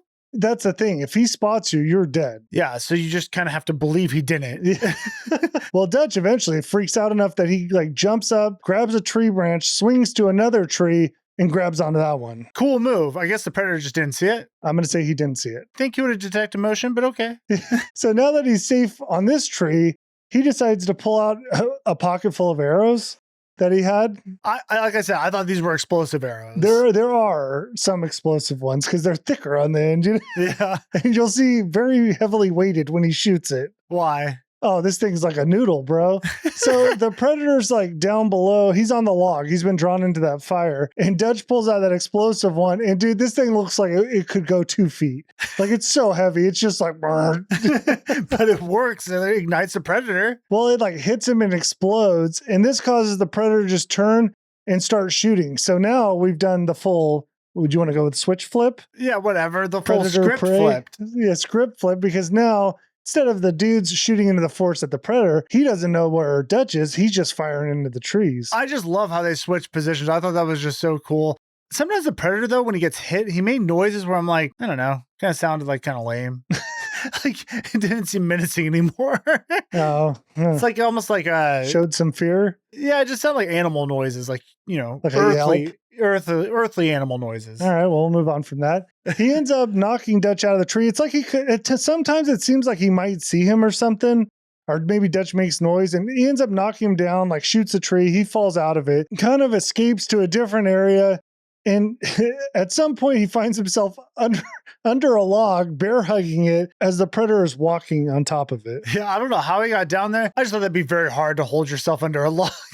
But it looked cool. Yeah, that's almost like the hang from Lost Boys. Yeah, what's bridge harder, hang? The bridge hang or that? I think that's harder. No, bridge hang, because this you can use your feet. No. But what are you grasping onto?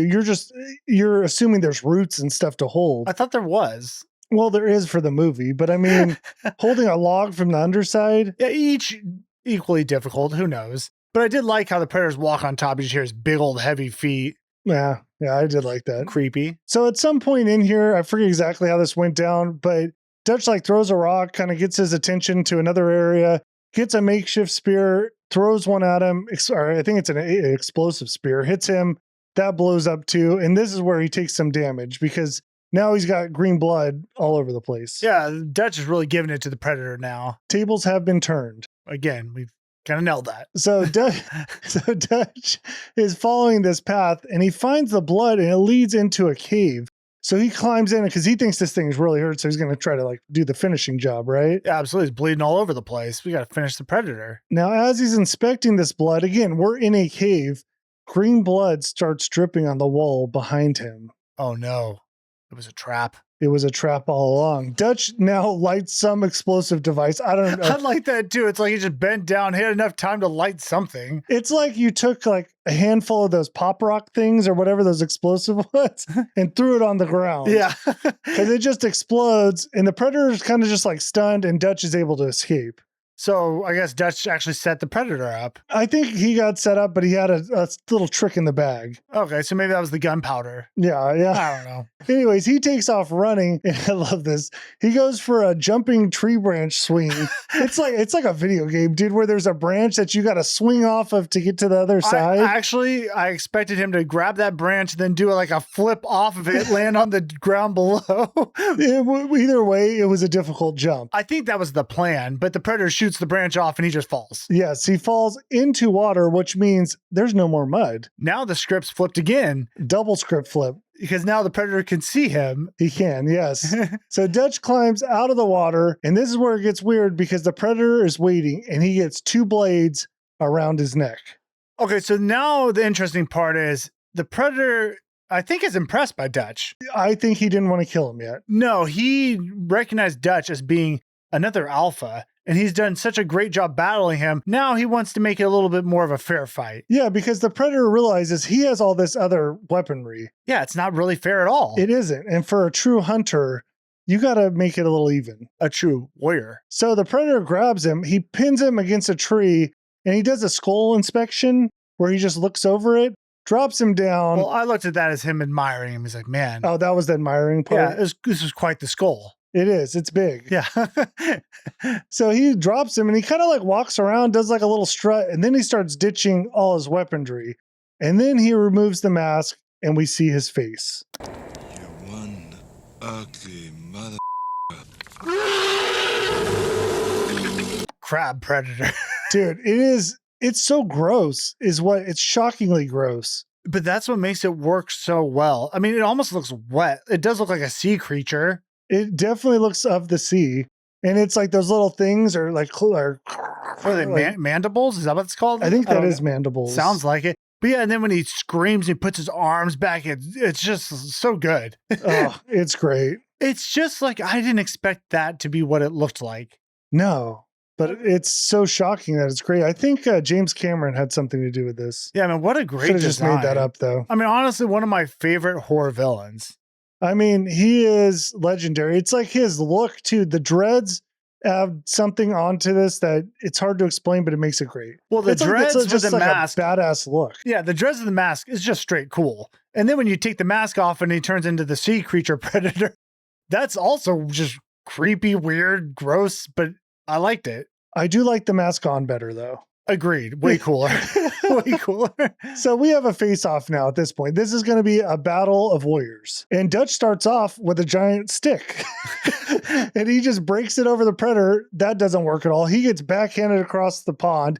At one point, it's just like a fist fight. This is like a Rocky movie, like trading blows. Well, it was really kind of just one-sided, though, right? I mean, Dutch did hit him a couple of times. Didn't really seem to be doing much, but he was putting up a fight. Yeah, there was like some jabs, you know? I don't know if I like this part, to be honest with you. You know, I'm glad you said that. I didn't love the punching. Why is the predator punching him? I mean, I just feel like with those claws, you could just kill this guy. Yeah, I think you would be like, hey, I can just scratch you to death. Yeah, the predator, I don't think would throw a punch or need to. He should claw, or if anything, rip out a heart. Yeah, that'd be cool. Just like digging into his skin with his It's like a cat. nails. You know, those claws, you're not going to see a cat punch. It's going to scrape. Yeah, whatever. I mean, we had a little back and forth. I get it. Either way, yeah, Dutch does take a beating. He ends up crawling away. Just so happens to be near his little trap area that he set, because he's got a little stick that's connected to this giant log up there. So he kind of crawls over it and makes his way just gentle enough not to set it off. Yeah, so he's in his spot, and now he's going to try to egg the predator on to like go underneath this log, which has the spears on it, right? Oh, there is okay, wait, is this a double trap? I get why you're confused, because I also was like, I'm not sure which is going where, what's happening, but I think this was a double setup. Okay, you're right, because I do remember the spike log, and I was like, what is that about? Yeah, so he's acting as if he wants the predator to go under the spikes, but then the predator's like, oh, I know what you want me to do. I'm not going to do that. I'm going to go over. And then he goes next to him, At which point Dutch is like, oh, exactly what I wanted, kicks out that stick, and that big log goes and just smashes right on the predator. Yeah, it squishes him.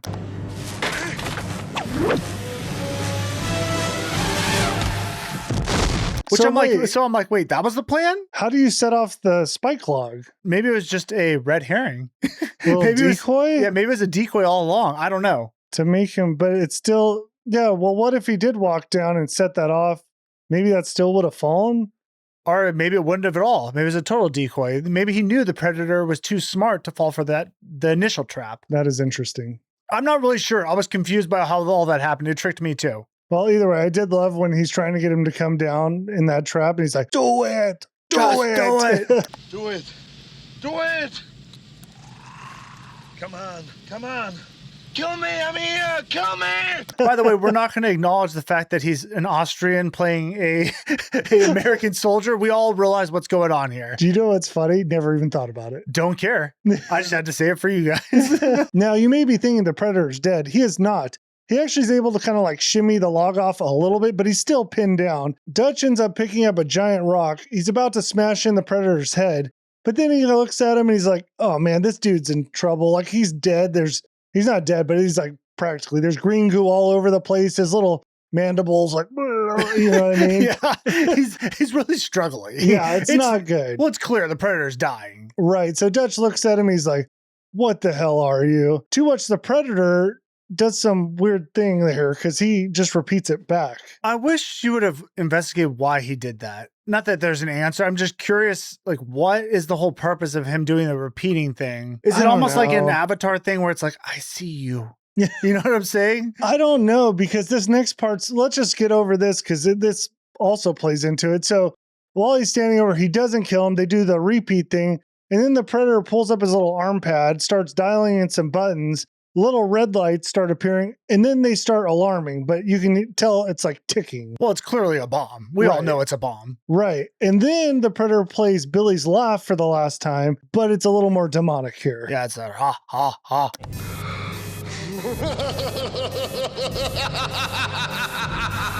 I don't know what the predator's doing. Yeah, because that basically gives Dutch time to run to safety.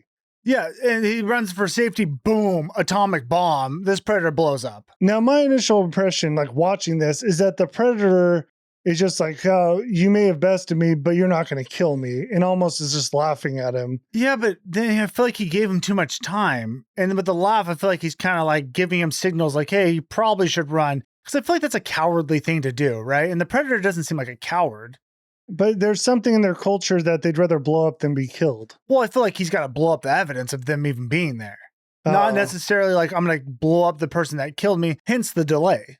See, I think what we're missing is part of you wants to be like there's this warrior respect between the two, but I don't feel like we got that acknowledgement. But I feel like there is from the other movies I've seen. Well, I mean, in this movie, there is in that he dropped his weaponry and wanted to go man to man. As far as this later part, I'm not sure what was going on. Okay. Well, either way, it's debatable. Now, this bomb is so powerful. It's like the sound wave starts an electrical fire on the chopper or something. The escape chopper that's taking Anna away. Yeah. Anna apparently already got on it and they were just going to leave. Seems like they're kind of hovering around because they end up getting Dutch and he gets saved. So however they do that. Yeah. They saw the bomb go off, which I thought was weird that they would just fly into that area because who knows what happened. But yeah, they find Dutch. Dutch gets on the chopper and hey, he made it out. That's in the movie. He survived the predator. All right. What do you think about the Predator? What's your final rating? Does it hold up over time? This movie was a big part of my childhood and I loved it. I mean, how many times do you think we've watched it? I mean, I don't know. I wouldn't say that. Maybe 5.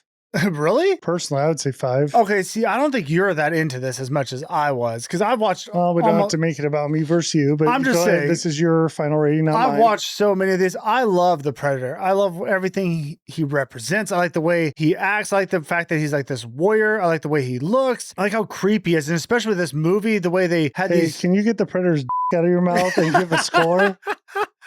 Dude, yeah, I've already said it all. Shoot, I like the way these special forces guys look. They're so freaking big and jacked, and they're just these monsters of men going in to fight this predator. They all get taken out except for Arnold.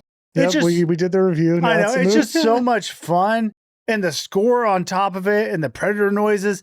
It's so iconic. I'm going to give this thing a 9.1. I love The Predator. Dude. I love The Predator. This is crazy. We're going to have the same score again. And I thought about it, you brought up Lost Boys.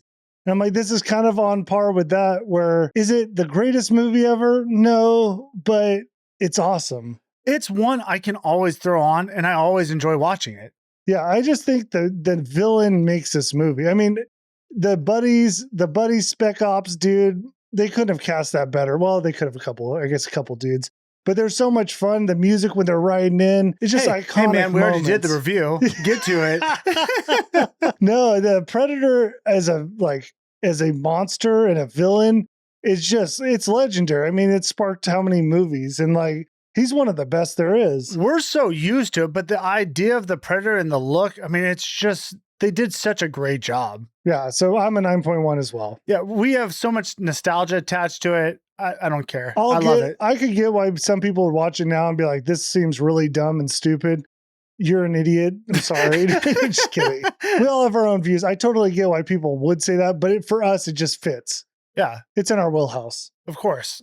Yeah. I mean, if you watch like World's Strongest Man and and like bodybuilding, not that we're into it, but it's just a fun thing. It fascinates you. It is interesting, like I said before, to see what people put their bodies through to look a certain way. And then they get off steroids and they just completely shrink. Okay, it's the weirdest thing in the world. Go down this path. It's just bizarre, but it's fascinating. And how many people that take steroids and stuff and pretend that they don't? That's also fascinating. Absolutely. Anyways, that's our rating. Let's move on to some survival rules and then trivia. Here's a quick thing. Don't be armed. Beta it up.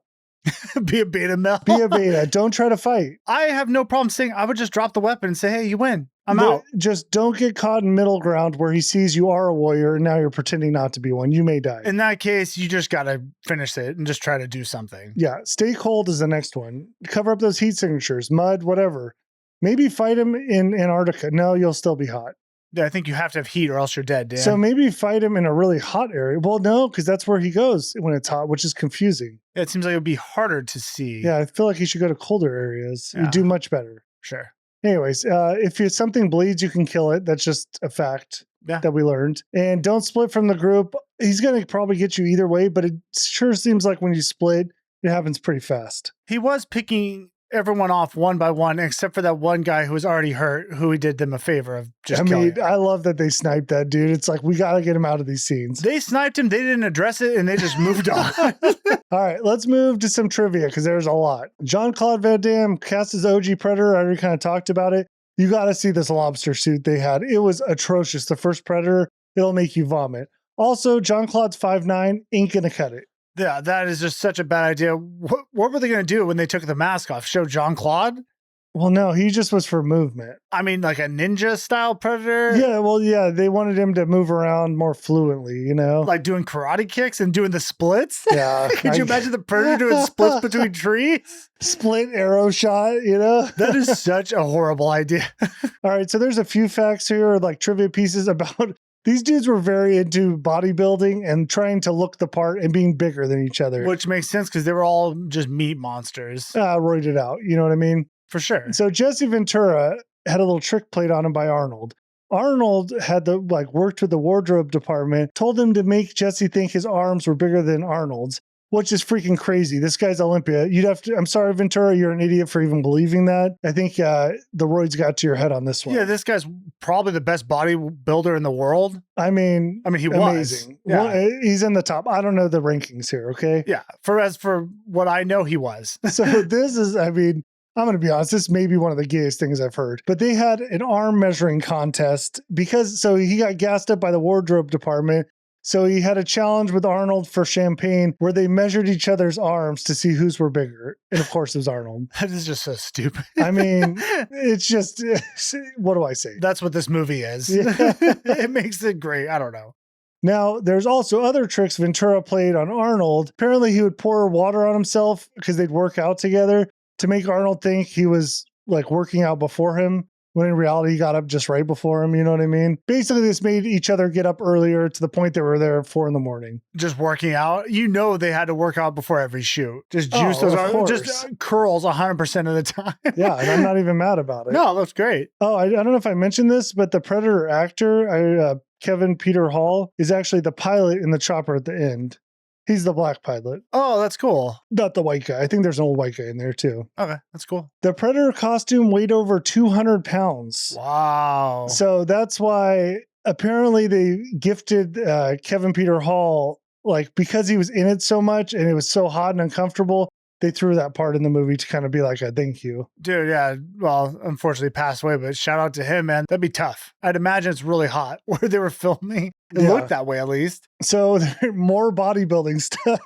Carl Weathers apparently said in an interview they would wake up secretly as early as 3 a.m. before the day's shoots. Apparently Weathers wanted to do it alone and pretend like he wasn't working out to say it was all natural. So there's all these tricks being played. This is so weird. I mean, these are like 36-year-old men. Well, some of them might have been younger, but it's a game they played. It's just kind of funny how into their bodies they are. Well, I mean, that's the bodybuilding culture, right? Yeah.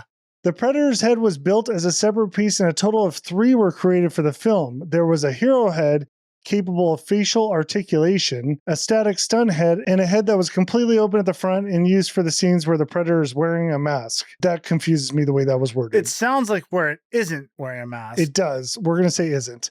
The animatronic face on the hero's head was controlled by a set of 9 servo motors that enabled motion of the brow area and mandibles, as well as a cheek squint. An additional external servo motor added later, hidden in the creature's backpack, it was to move the mandible, okay? There's a lot of motors, a lot of servo motors. The thing could be moved all over the place. Okay, so there's motors for the head. There must have been obviously different heads, one for the mask, one for without the mask, and some other in between. Yeah, just kind of a lot went into that mask, okay? Don't care. They did a great job. The tree the Predator stands on at the end, did you think it was a tree? Yeah. It's not. It was made out of concrete because of the weight of the costume. That's crazy. Which tree? It was one of the trees he was standing on, Dan. Yeah, I was like, I don't even know what tree. It would be the tree he stood on, my friend. Interesting. Okay. Now, before we take off, gotta shout out the tribe members. On YouTube, we have Roman Nunez, 559. Love the area code. Jesus Solid. Ramirez, Nicole Pets Cats, Santos Laguna, Adam Ty Davis, Jose Jake the Floppy Snake, Matthew Caesar Minsky, Frederick Blackstone, Crazy Meg, Freaky Frog, and Vane. Patreon, we have Josh Miller, JPZ, SimsRS, Sicario, Banky, Drew Castilla, and Tanner Strode. Thank you guys for all the support. Truly appreciate it. Yes, couldn't do it without you. If you guys are interested in memberships, check them out. We're on Patreon. We're on YouTube. We're on Spotify. Spotify, you can just get the extra episodes.